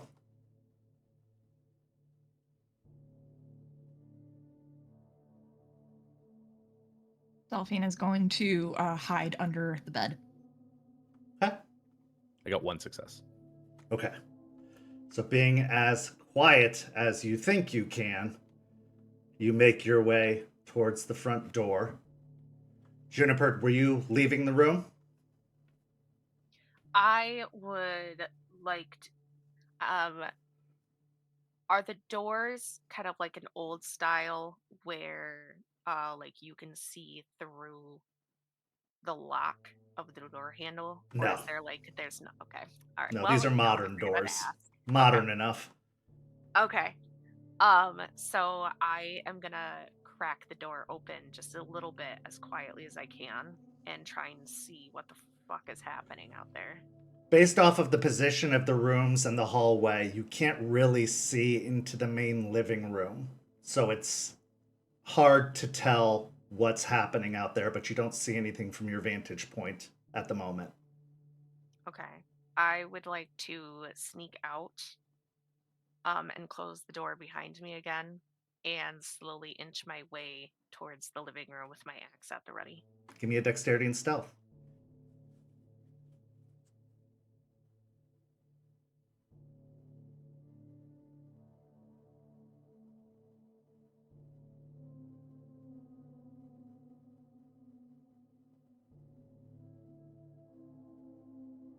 Would I still be at 3 rage or would I be at 2 rage at this point? I'd say after the moment you shared with Stakes, you're probably down to 1 rage at this point. That was a very calming, relaxing, kind of soothing experience. So I would say you've probably soothed yourself down to 1. Okay. All right. I only got 3 successes. Okay. That's pretty quiet. Sneaking your way down the hallway inch by inch, both you and Ray get into position just in time to look into the living room. At this point, you see Stakes sitting in Hamid form on the couch next to a man sitting in an armchair in the living room.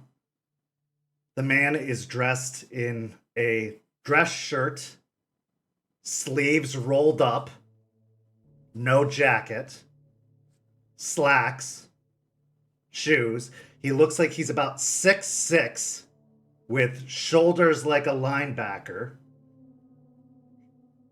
Platinum blonde hair, although it's hard to see the blonde with the red blood spattered in the hair, spattered on his face, spattered on the front of the shirt and slacks on his arms and hands,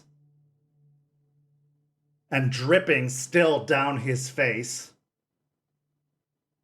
And he sits, his arms pleasantly folded in front of him, waiting.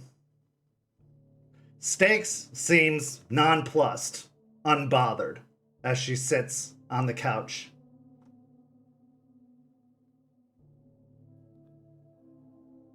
I want to move in, gun trained on him the entire time, and look at Stakes, look back at the man. Who are you and why did you just break into our house? If you want to keep those arms, you better put that gun away. Answer my question first. I am your warder, and you will do as I say. As soon as he says that, I will lower the gun. As this is happening, I uh I look at Ray and try and catch his eye and attempt to make a facial expression of do I stay here or do I come out?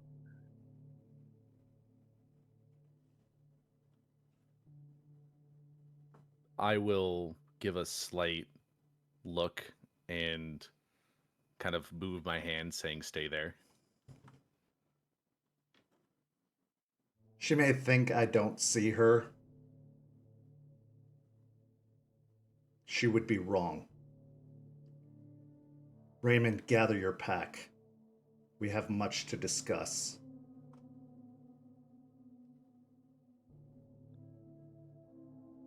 I will look at him for a few seconds, holster my gun, turn to Juniper.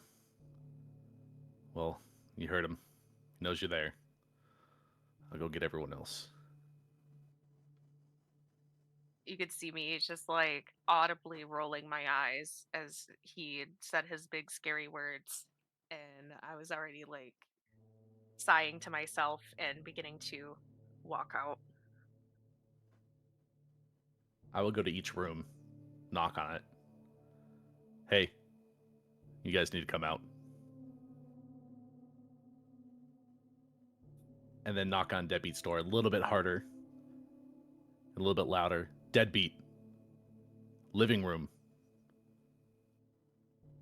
Can you give me like 10 minutes, man? Like I'm rolling over, roll over in bed, kind of like head still getting under the pillow a little bit. I'm just, come on, man. I'm tired. You gonna not wait like 20 minutes, bro? No, Deadbeat.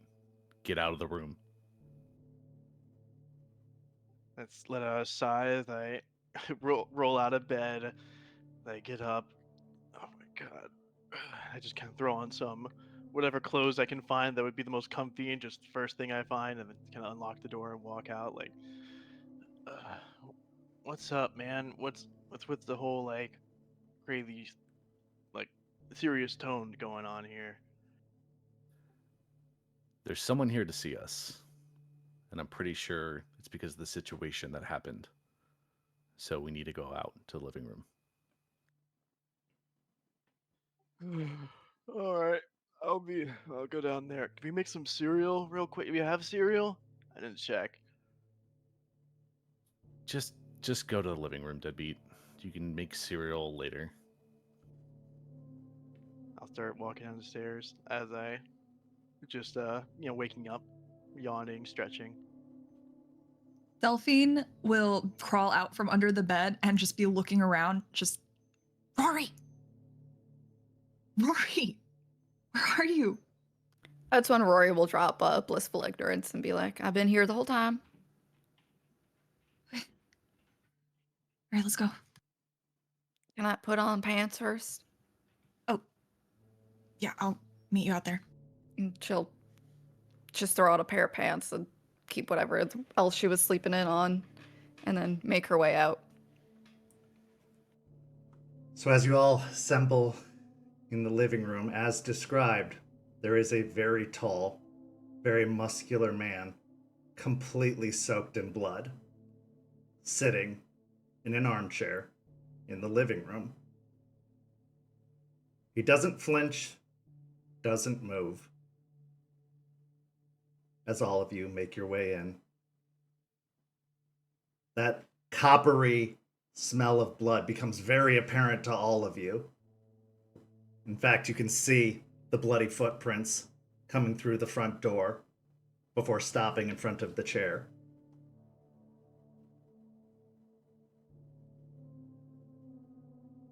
It's gonna take Juniper forever to clean that up, man. At least couldn't shower if we're coming here.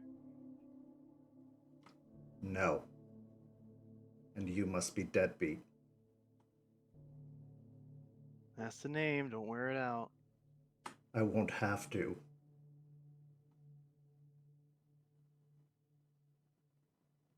I'll Sorry. give a nod to that. Sit down.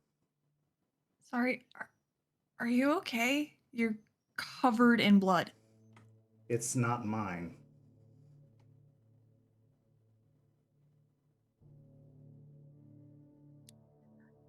Can I tell if it's like normal human blood or something else? I'll let you roll me a wits and medicine or wits and occult. I'll do medicine. Okay. I was about to ask, can Rory also see if it's his blood, like what type of blood it is? Sure. And more so, like how long it is, like even though there's blood on the Yeah. ground, how fresh some of it is. Yeah. I would also like to roll. Anybody can roll. Anybody who wants to.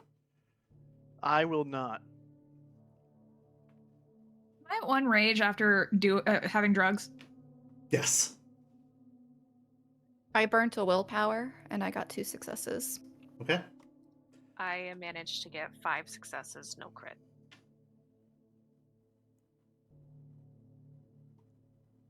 I spent a willpower and I got 5 successes with a crit. Okay. I got 3 successes. Okay. So, for 5 successes, this is not human blood.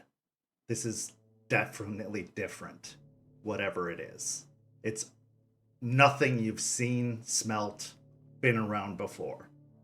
It smells dead. Long dead. Dirty, different, vile. Almost enough to make you want to huff and sneeze and blow your nose out. Bad.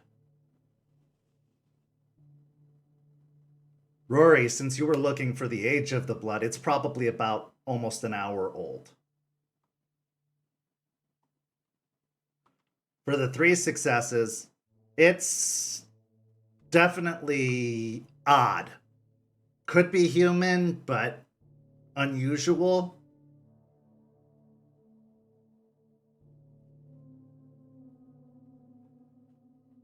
At almost regretting my want to look deeper into whatever this man is coated with, I can't help but like scrunch up my face in disgust as the smell just gets deeper and more overwhelming. Oh, what did you kill? Oh my god. What the fuck is that? Vampires. Delphine is This- covered. Go Just ahead. covering her. She's covering her mouth, just trying not to gag at the scent. The same vampires that are going to kill each and every one of you if you don't get your shit together. 3 litany breaks in one day. In the cairn.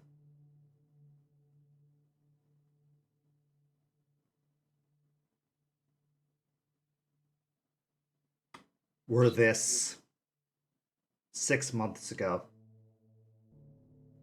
I'd be here to kill both Ray and Deadbeat.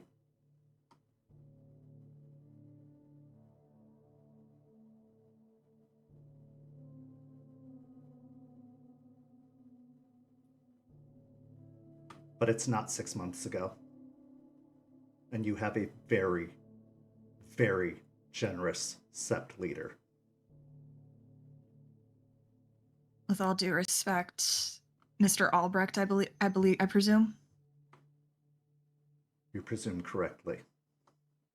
Why would Ray be in trouble for something Deadbeat did? He answers for all of you. Keep that in mind with everything you do going forward.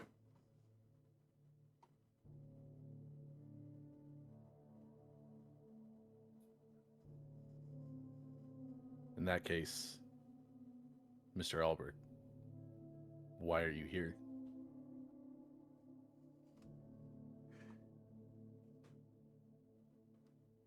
It is my duty,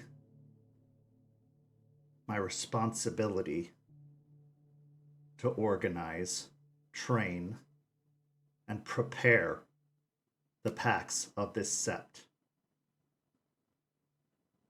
as well as dole out their responsibilities, and I'm going to do exactly that.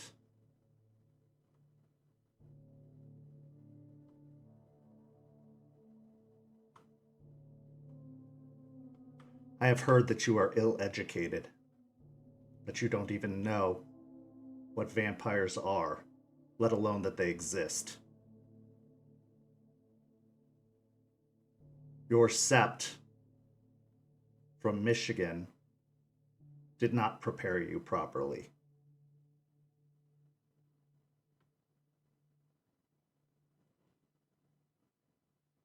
I could hold this against you, but I won't.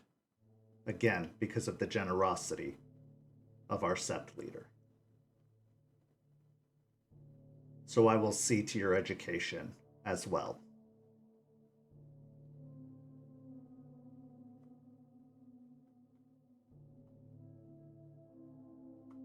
I expect obedience. I expect respect. I expect responsibility.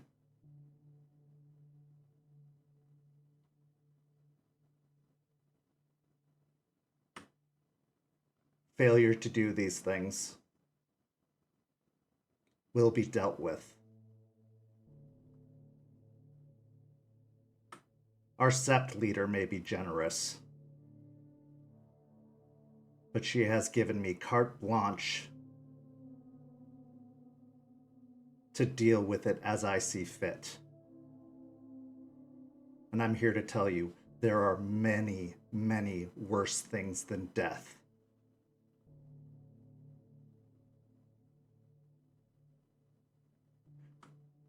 And before you go quoting the litany to me about respecting the youth,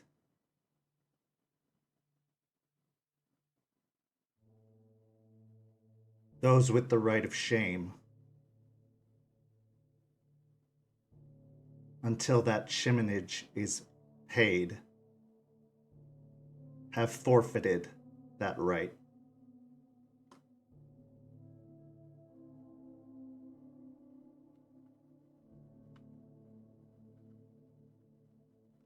What about the other three? Me, Rory, and Juniper. We do not bear the mark of shame. Then you have nothing to be worried about. Respect is due and earned. Delphine will just glare daggers at Deadbeat. I am currently looking around, like none of this conversation applies to me. Kind of just like, oh, that's weird. Like, looking out of the window, kind of occasionally checking my phone, just trying to look nonchalant and not, innocuous and totally innocent here.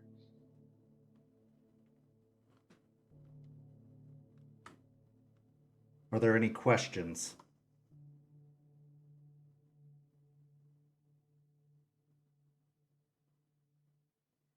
Am I allowed to ask any questions? Considering I bear shame and I'm owed no respect.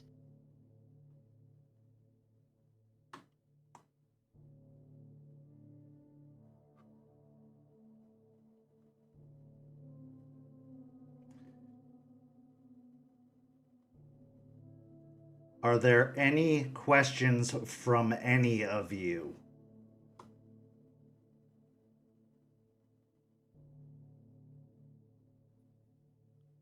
What kind of training and education are you going to provide us? Rigorous. When do you plan on starting this training? Immediately. I was told that Eliza would be the best suited for my training. Is that no longer the case?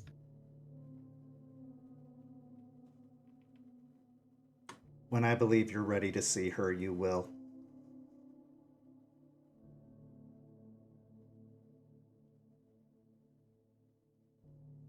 Does that go for all of us then with our respected moons? You have already met Jester, and so far, You haven't completely offended her. Well, not all of you. And he looks to Deadbeat specifically. Currently looking away, kind of down, placing my phone again, just not meeting his gaze. Kicking a Black Fury in front of another Black Fury, especially a clave wielder, was ill-advised.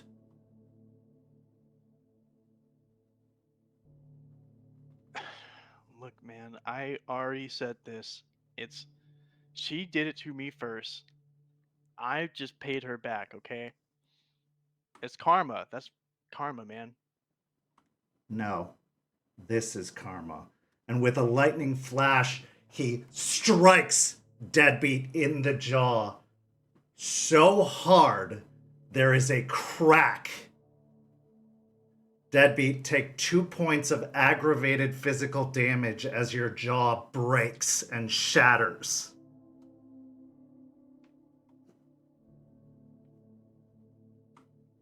You can I look heal at- that after this meeting is over. I'm just currently holding my jaw, like writhing in pain. I can't quite formulate the words, mostly just like half mumbled curses and like, what the fuck, bro? What the fuck's wrong with you? You fucking psycho?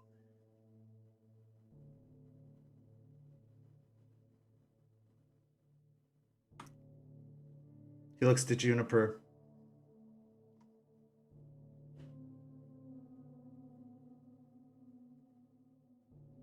I'm doing everything I possibly can not to let my lips twitch into a smile at the just perfection of that moment just now. Give me a composure and resolve. Oh no.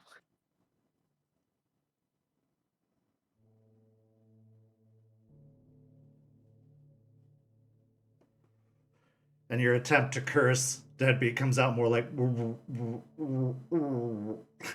Yeah, just like half mumbled, like jarbled words. That's a whopping 2 successes. You are able to keep it in.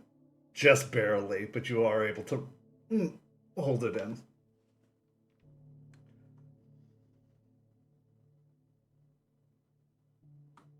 Anything else? How long is that going to take to heal? He should be fine by the end of the night if he knows what he's doing. I'm going to look over at Ray.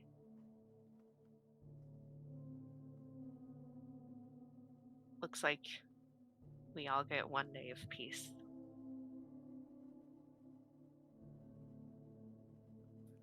I will look back at Juniper and give her a look of, yeah, I agree, but now's probably not the best time.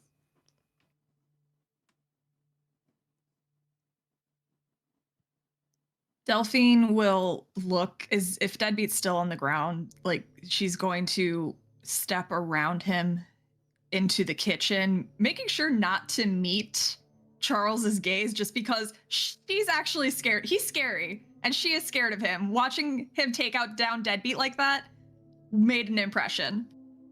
So very timidly, she's just going over to the fridge and getting an ice pack ready for Deadbeat for whenever Charles is gone.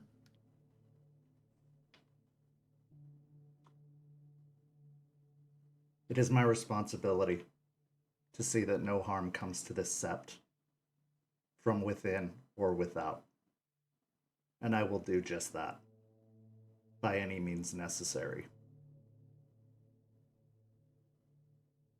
I can be your ally, or I can be your enemy. The choice is yours. Training begins tomorrow.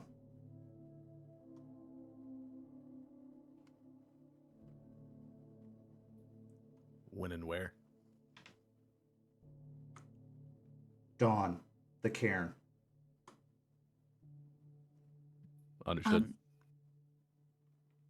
Mr. Albrecht, regarding the Karen the last time. I got in, but it was trying to shove me out. You will earn the Cairn's respect if you show the Cairn respect. The Cairn knows what you did. Once you have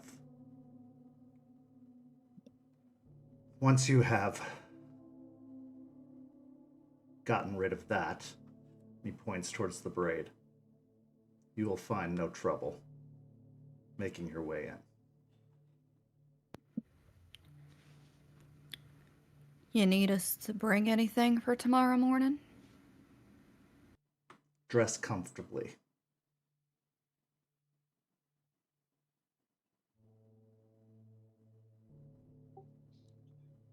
I have could I potentially roll a resolve plus composure here to I'm quite upset. I think I'm at rage 4 now if my rage didn't go down at all since last time, which I Yeah. Yeah, I'm you at can rage definitely. 4. So I'm gonna roll resolve composure here because I might just Krynos right Sure. now. I'm a little bit mad. Yeah. Oh, I got 3 successes. Okay, so You can hold it in. I hold it. I'm gonna hold it and just lay on the floor, like at this point, kind of putting myself back up into a chair, and if Delphine is offering the ice pack, kind of begrudgingly take it, as I'm Nope. going to. Oh no, okay. Not until he's gone. I'll just sit there holding my mouth. Tomorrow, then. With that, he turns, after giving a nod to Stakes, and exits. The scene is yours. Delphine will watch the door for just a couple of minutes before she finally just hands Deadbeat the ice pack, kind of placing it on his face already and then letting his hand rise up to hold it in place. I'll give I'll just grab it, kind of, just verbalizing something, but can't quite understand as I can heal aggravated with Glabro, right? Correct. So at this point, you'll start seeing me, like, my body start to grow, and you hear the sounds of like sinew snapping and muscles reshaping as hair starts growing, as my size will increase. As I'll enter my Glabro form, or homage. My bad, right? Oh no, it's Glabro. I don't know why I think Glabro or homage. As all of this is happening, I also wait a few minutes before I just start laughing. I just start laughing. Just a wild, haha, fuck you, you deserve this. And it was so nice seeing it laugh. Oh,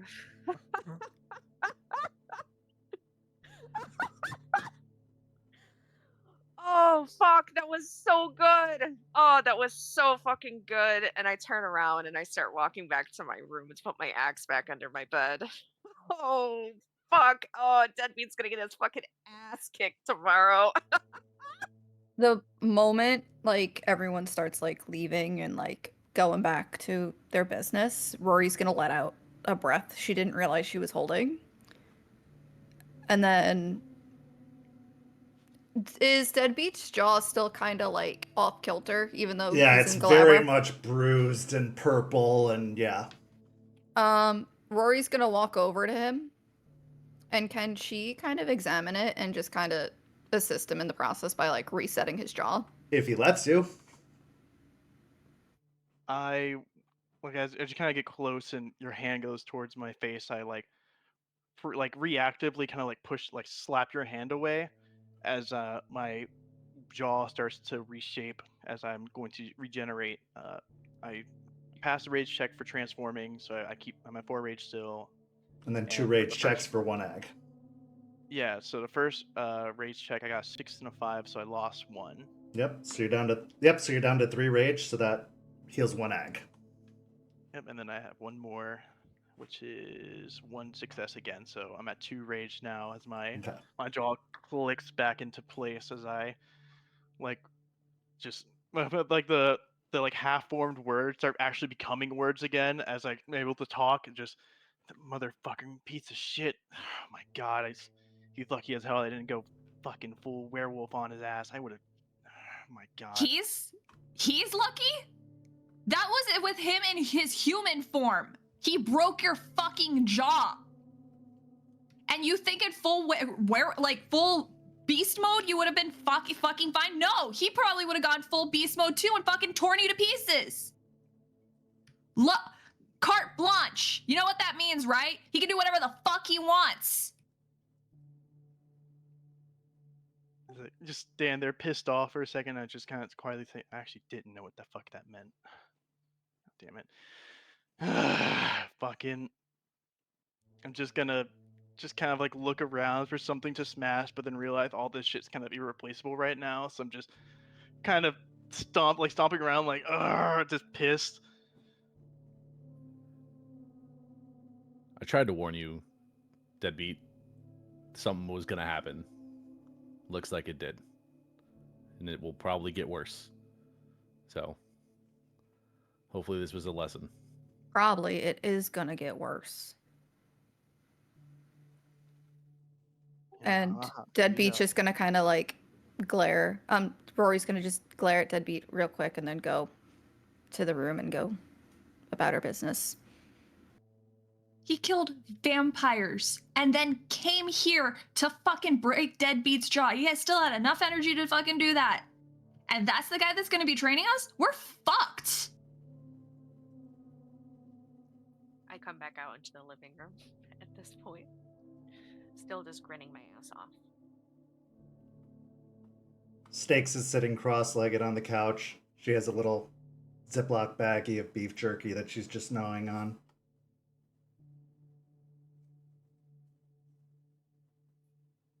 I mean, with everything the Sept knows about us and our previous education, this is probably their best course of action, some sort of Spartan training.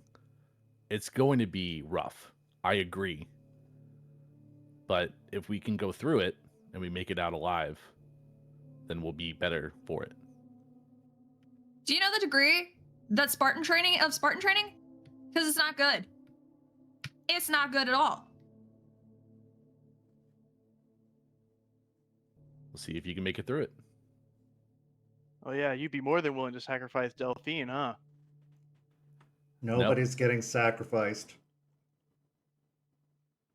Oh no, I mean, you get to treat us like shit, you know. Just you see us as less than nothing and throw us around and break our jaws whenever they like, you know. Or they just treat Delphine even worse than they treated her back at the other Sept. At this point, I think it would have probably been better off the last fucking place. But no, we gotta be here. I gotta get punched in the jaw for no reason. Nothing not even my fault. Do you know why they did that? Why? Because you treated them like shit. You came into their house. You shit on their floor. If you don't want them to do that to you, don't do it to them. I'm not saying you gotta roll over and show them your belly. You don't. You're right. You don't want them to walk all over you. I'm not saying we came down here to be their bitches. You're right about that. We are not their slaves. We are not their dogs. We are not lesser. And I want all of you to hear that. We are not lesser. They needed us. That's why we're here. We chose to come here. And Ray's right too. It's going to be hard. But the difference is, we all need each other. They need us, we need them. And they know it too. Yes, they sent in their biggest and scariest. I knew they would. Did I look bothered? Did I seem scared? No. I'm here eating my beef.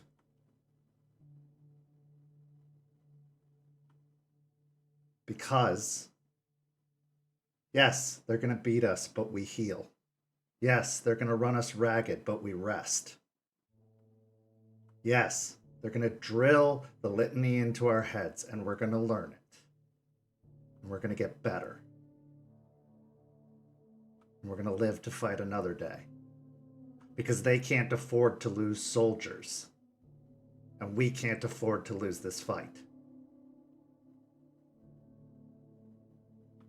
So quit bitching and moaning that you got your jaw broke. Look, it's already fixed. Quit being afraid because they came in here with blood on them. You're going to have blood on you too, and it's not going to always be yours. Might even be Deadbeat's one day.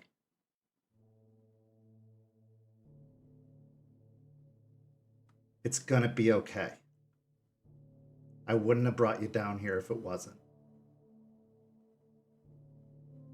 It is scary out there. It is dangerous out there. But you're going to learn how to fight it. This is a trial by fire. And something you should know, consider it a lesson, Garou don't do so good with fire. That don't heal so good. But it will be okay. We will be okay. Listen, learn, keep your mouth shut sometimes, deadbeat. Especially around them folk. You can lip off to us, we get it. We all come from the same run-of-the-mill place. Be a little nicer to Ray sometimes. At least in front of them, okay? At this point, I kind of hold in my breath for a second, kind of allowing it to cool, settle me down as I exhale, and as I do so, my body starts shrinking as I go back into my Hamid form. I can try. That's all I ask.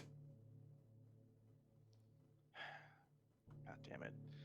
I just kind of sit down again, and I'm just going to look to Delphine for a moment and just kind of delay for a second before kind of muttering out, under my breath a little bit.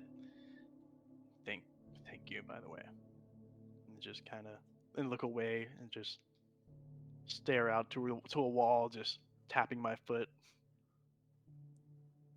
Delphine's eyes widen a little bit, and she kind of looks at everyone else to just be like trying to make sure that she didn't mishear him. I'll look back and be like, yeah, yeah, I heard it, and it was great. Don't rub it in, all right? It's just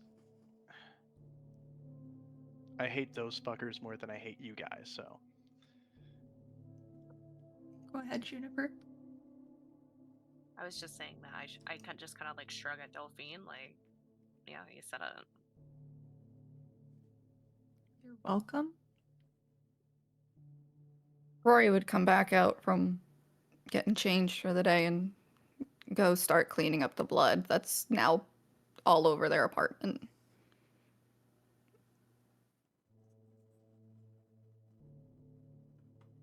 It's gonna be okay. I wouldn't have brought you here if it wasn't. And I won't let anything bad happen to you, as long as you listen.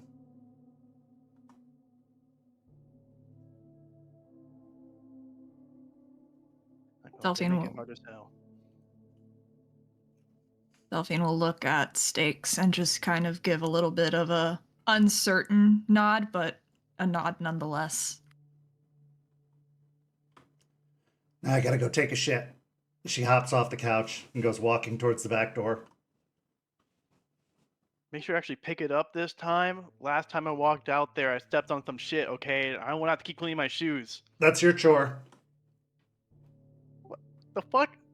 Oh my god. It's just like start getting up, like, do we even want a fucking poop scooper out here anyways? Oh, but I'm sure we can pick one up on our next grocery run. Stakes, come on. Clean up your own messes. Don't make somebody else do it. Come on. Fine. As the group contemplates their encounter with Charles. What's going through each of your heads, starting with Deadbeat?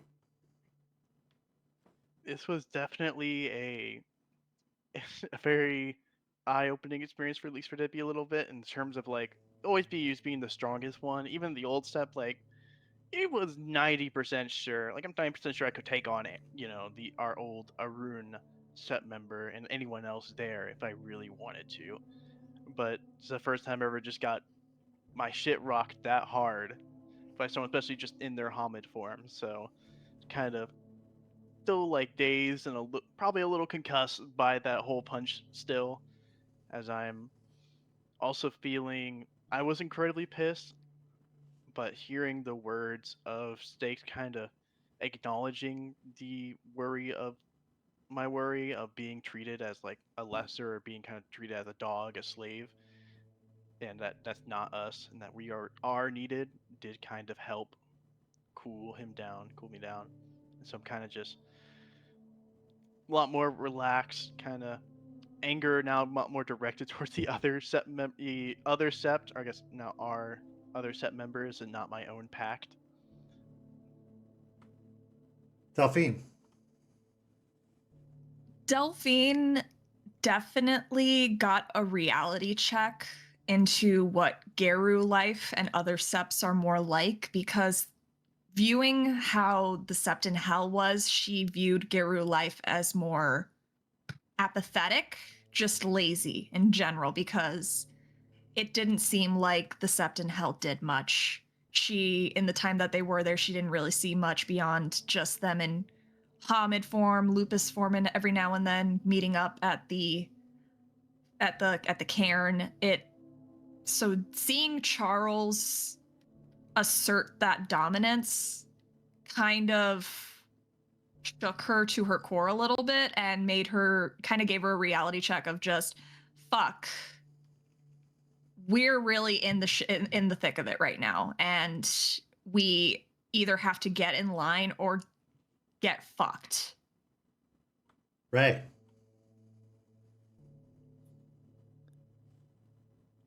Like I mentioned earlier, I knew that something was going to happen. I knew that we were going to get some sort of punishment. I didn't expect this, but this was something I knew was going to come. This training that he talked about, it sounds like a good idea. Our education and our training from hell was lackluster. So having someone put us through the ringer, albeit it'll be extremely difficult, hopefully will bring us together as a pack and we can bond over this experience together. And so right now it looks bad, but hopefully it comes out better in the end. Rory. Her emotions are a little bit all over the place. Being woken up thinking that there was an intruder and then watching what happened with Deadbeat. It kind of reminded her of that day that she got arrested and how she felt she couldn't help the person that got injured that day, and then Deadbeat turning that help away just kind of put another nail into the coffin that he's creating in her head of, all right, we'll never be able to work together. People like him don't change. And if we don't get our acts together soon, we are all gonna die. And that's a terrifying thing to think about. And Juniper.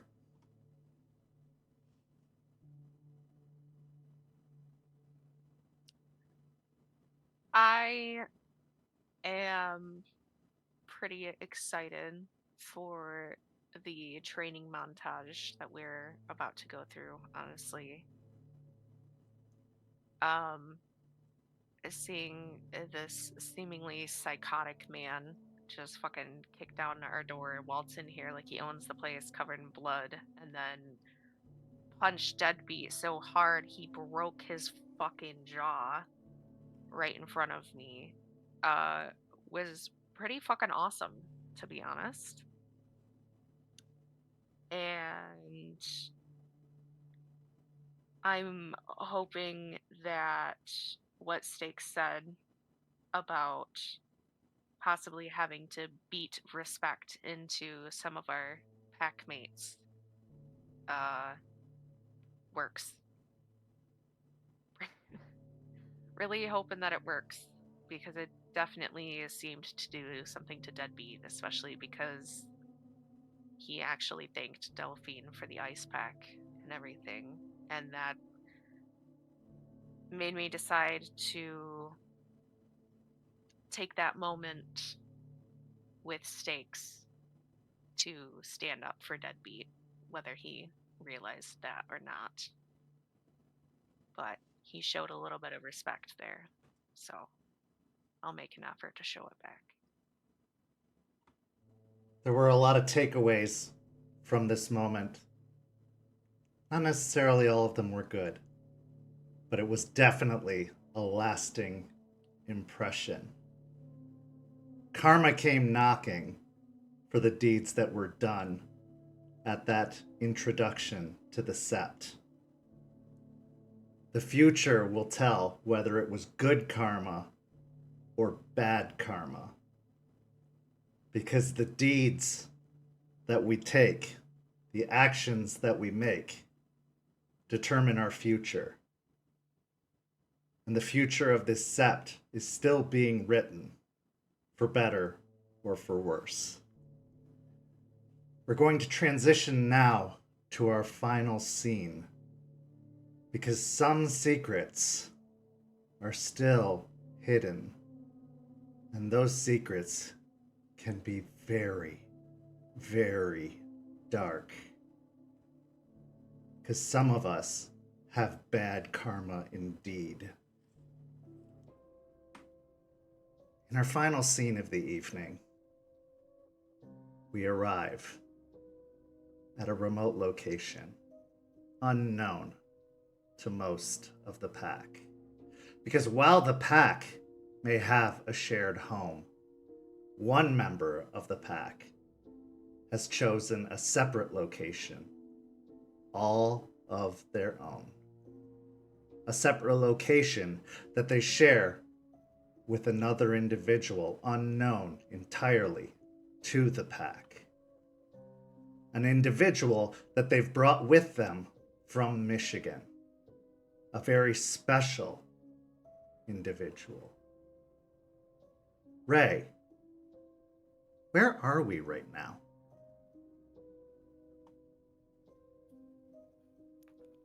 As I pull my truck in to the really densely packed driveway full of weeds and overgrown grass, a really beat up chain link fence is surrounding the property,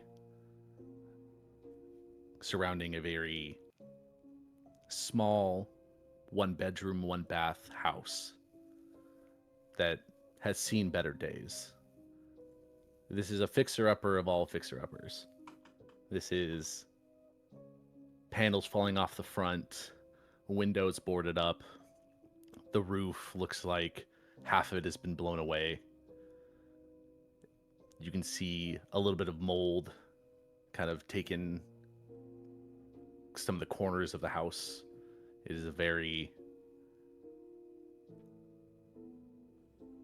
depressing house. Depressing indeed. You chose this place because you wanted some place to get away. A place that you could keep for your very own. A place that nobody could find. A place with a secret.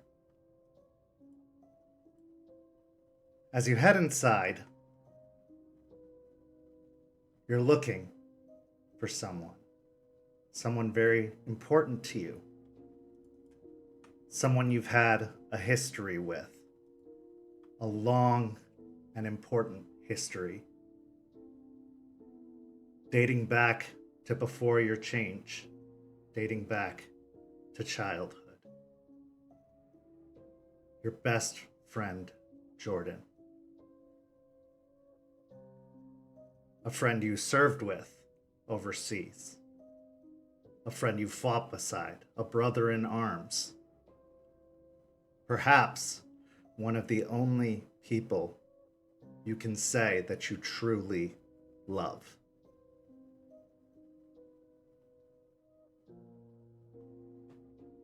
That bond is very hard to break.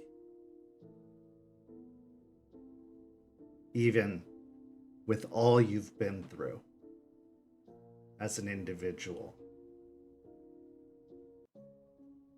Even with all you've been through together. Making your way through the house with its peeling wallpaper, its cracked paint, its moldy carpeting. You can hear the raspy echoing off the walls of the breathing from the room.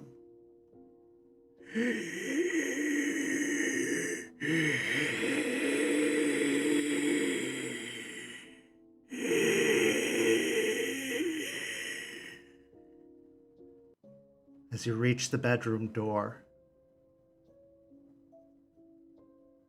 unlocking it with the key and pushing it open, you see the chair where you left Jordan. Did you tie him to the chair? Or do you just let him move freely if he chooses?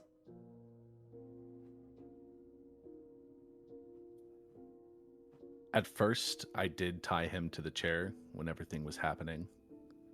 When I first started to move with him, but it pained me to see him tied to that chair, so I leave him untied at this point. Okay.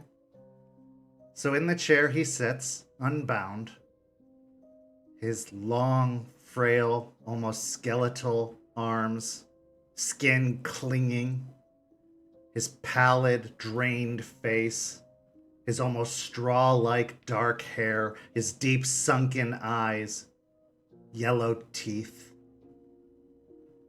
Still just a frail, fragile shadow of the friend you once knew. His eyes even seem yellowed.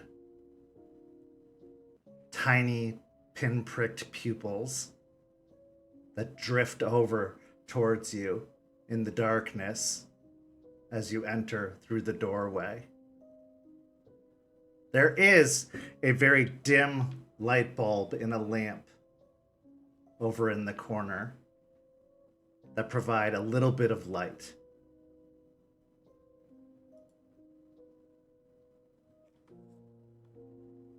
Raymond.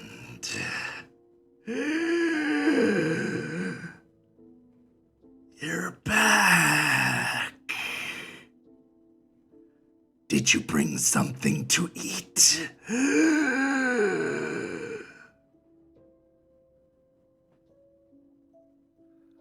I'll look at him, feeling a little bit better after everything that happened tonight. His look still hurts, but it's good to see my friend. Yeah, I grabbed something on the way. Luckily, there's more options for food other than canned food here in Florida.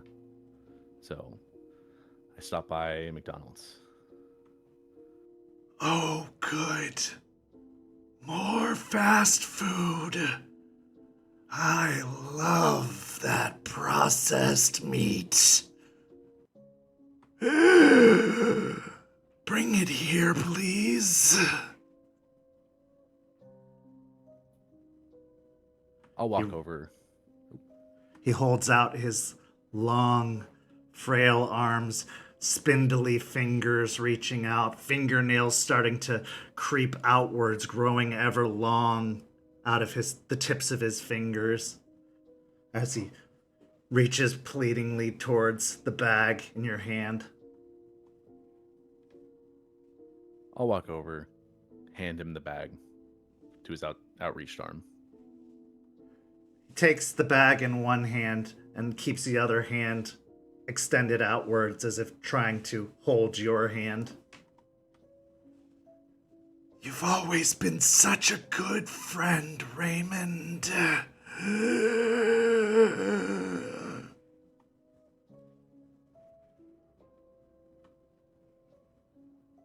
I do my best, but I know I can be better in this situation for you. I'm still trying to find a way, and I will reach out and grab his hand. As you make contact with his hand, the cold of his skin,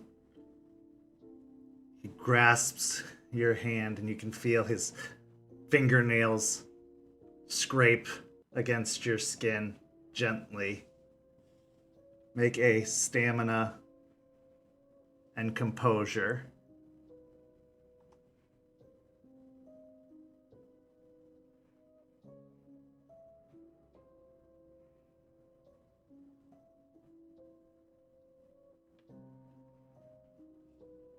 That is only 2 successes. 2 successes. Okay. Take 1 point of superficial health and 1 point of superficial willpower damage as he grasps your hand.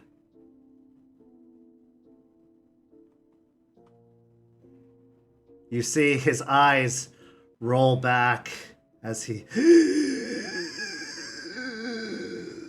Such a good friend.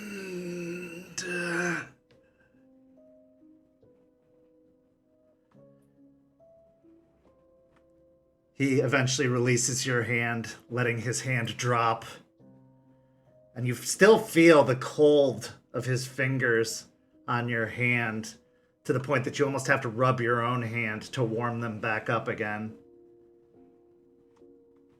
He then moves towards the bag and starts fishing through it. So, why are we here, Raymond? Are we still running?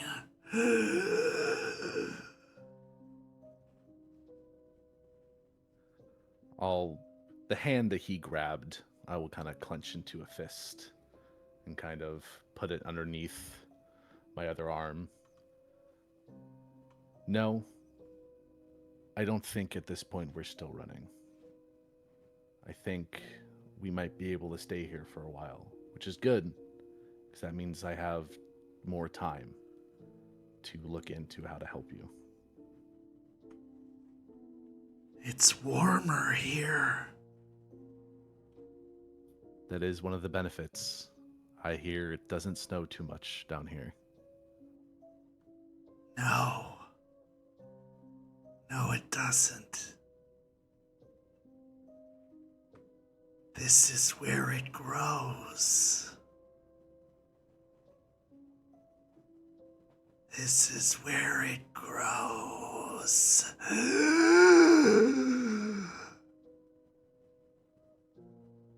I can feel it growing.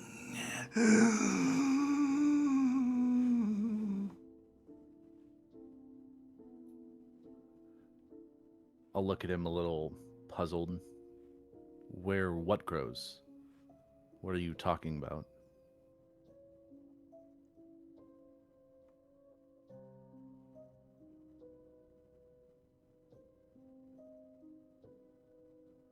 He blinks a few times,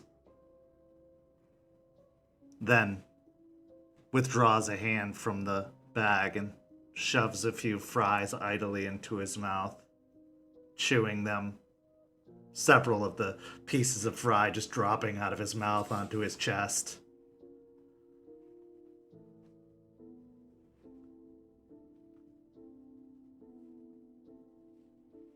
What about your friends? Did they come down here too?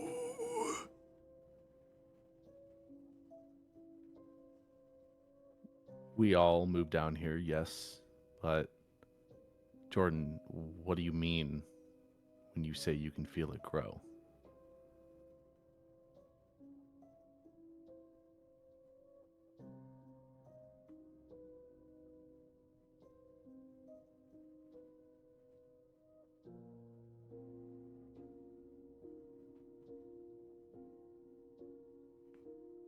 You want to know?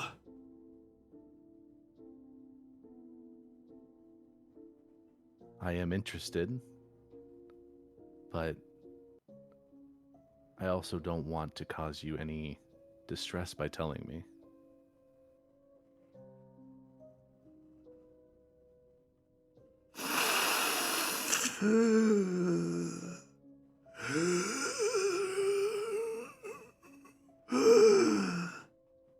I can tell you, but I need more. And he holds out his hand again in your direction.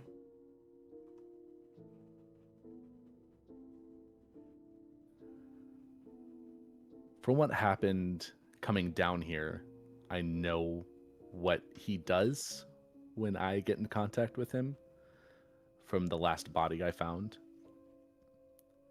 But I know that if I give this to him, then he won't take it from anyone else. So I will reach out my hand and grasp it, because I need to know, and I also need to help my friend. Okay. Give me, this time, a stamina and resolve to allow him to draw from you. And then I'll let you decide, based off the roll, how much you're willing to let him draw based off of the successes. I got 4 successes. Okay, so with 4 successes, you can decide. However, it is going to draw from both health and willpower.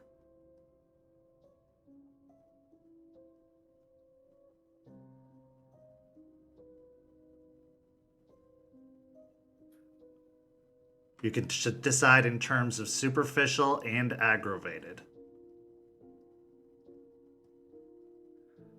I will give him 1 more of each. Okay. So as he clasps your hand, you feel the fingernails dig in this time, the cold fingers grasping. His eyes roll back.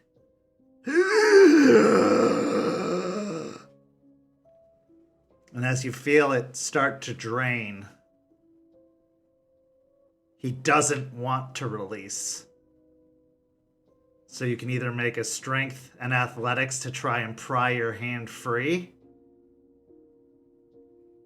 or you can allow him to draw more.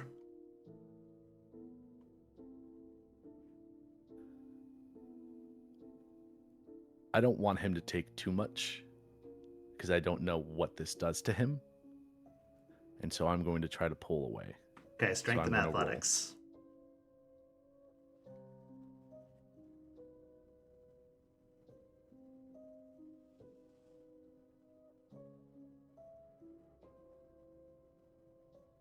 So what happens if my willpower is full of superficial? Does it do anything, or? Yes, it puts you into inhibited, or I forget the word for it right now, but it puts you a -1. Impaired. It puts you at a -1 to your pools. Your social pools, though, because if it's willpower, if it's social based, social and intelligence based. I will spend a willpower and I will fill up my willpower. Okay. Try and re-roll some of these.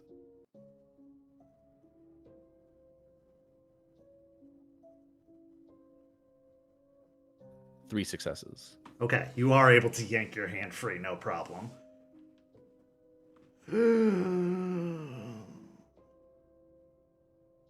Selfish.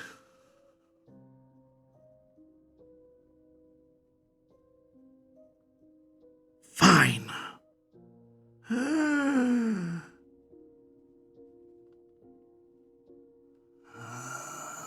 It grows. It grows deep. It grows wide. Its thorns dig in. This is where it started. This is where the seeds were born.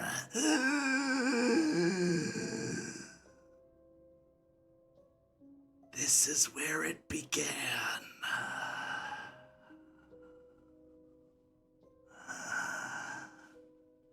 This is where you were brought.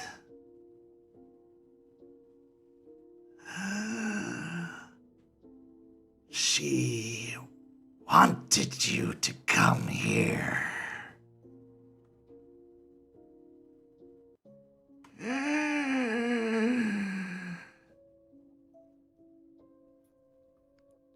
When he mentions the seed, I'm going to assume he is talking about the seed that I pulled from the fertilizer when I was up in hell. So that confirms what we talked about at the Sept yesterday. So that is good information to have. But I don't know what he meant by she wanted me to come here. I want to ask, but I know he'll want more, and at the moment I can't help him. I can't give him more.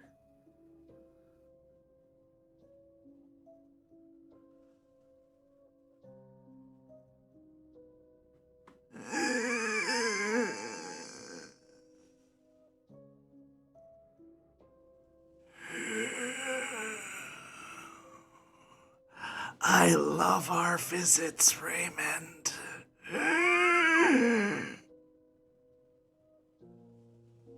You know I'll always be here for you. Always.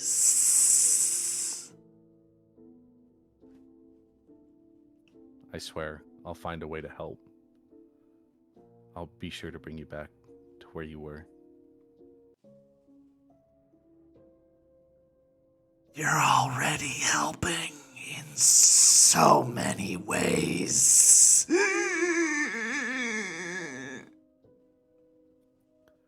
But I can do more, and I will. You have my word, Jordan. Yes. Help me.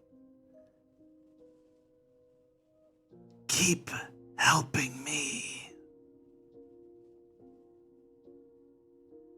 That's all I want.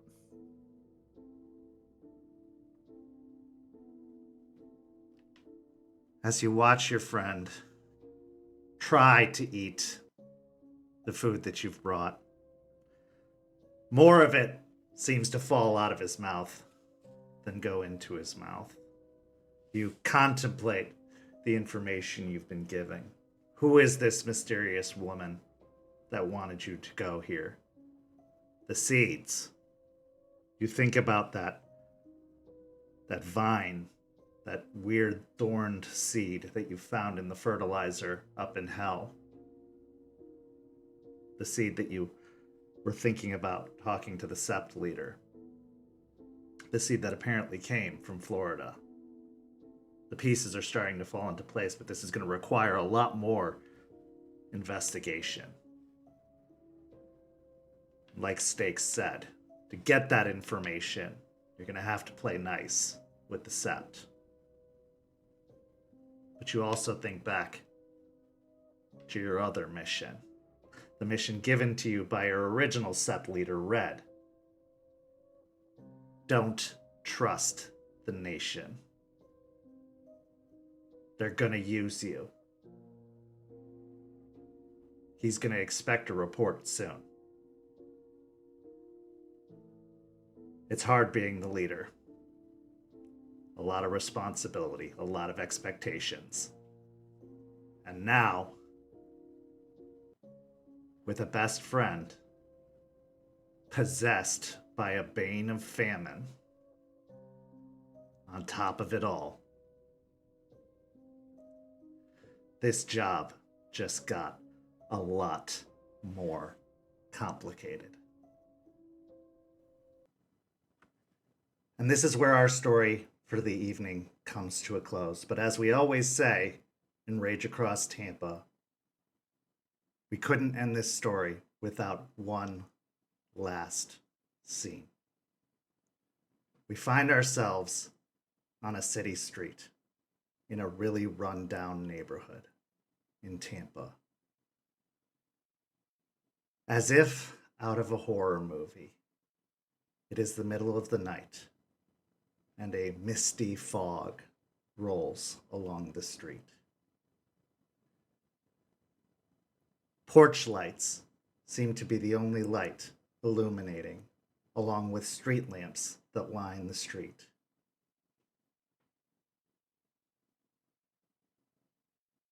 We hear a shuffling of feet along the street. And every now and then, a coughing, a wheezing.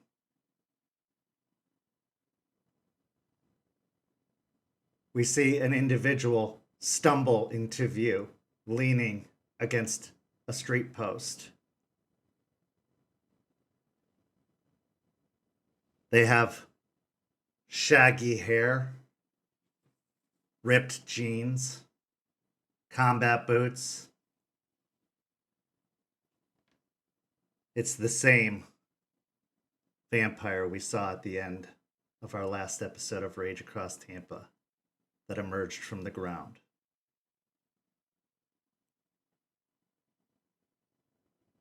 Eyes bugged out.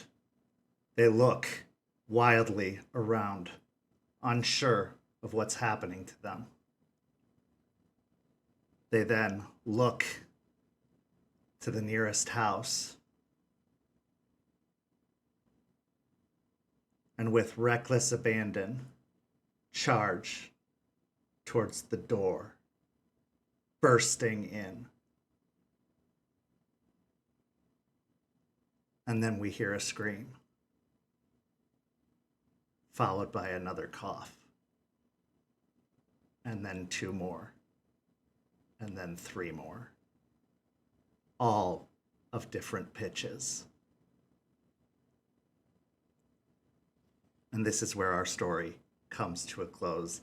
Thank you so much to our amazing players. Thank you to everyone watching at home. Hellhounds is seriously just beginning, so tune in every Friday here on YouTube to stay in the know. And tune in on Tuesdays on Twitch to stay up with Rage Across Tampa. You can also see the video on demand of Rage Across Tampa here on YouTube as well. So just stay up to date with everything Rage Across Tampa related and Hellhounds related, because it is all going down. This story is amazing. Go follow us on St. Pete by Night on all of the social media. And if you like what you see, come join our community. Follow that Discord link. You could be a part of our amazing group of people that get together to do some amazing activities and talk about World of Darkness and talk about all kinds of cool things. We'd love to have you. But for these amazing players, I'm Kent. Thank you so much for joining us, and we'll see you next week. Have a good night, everybody.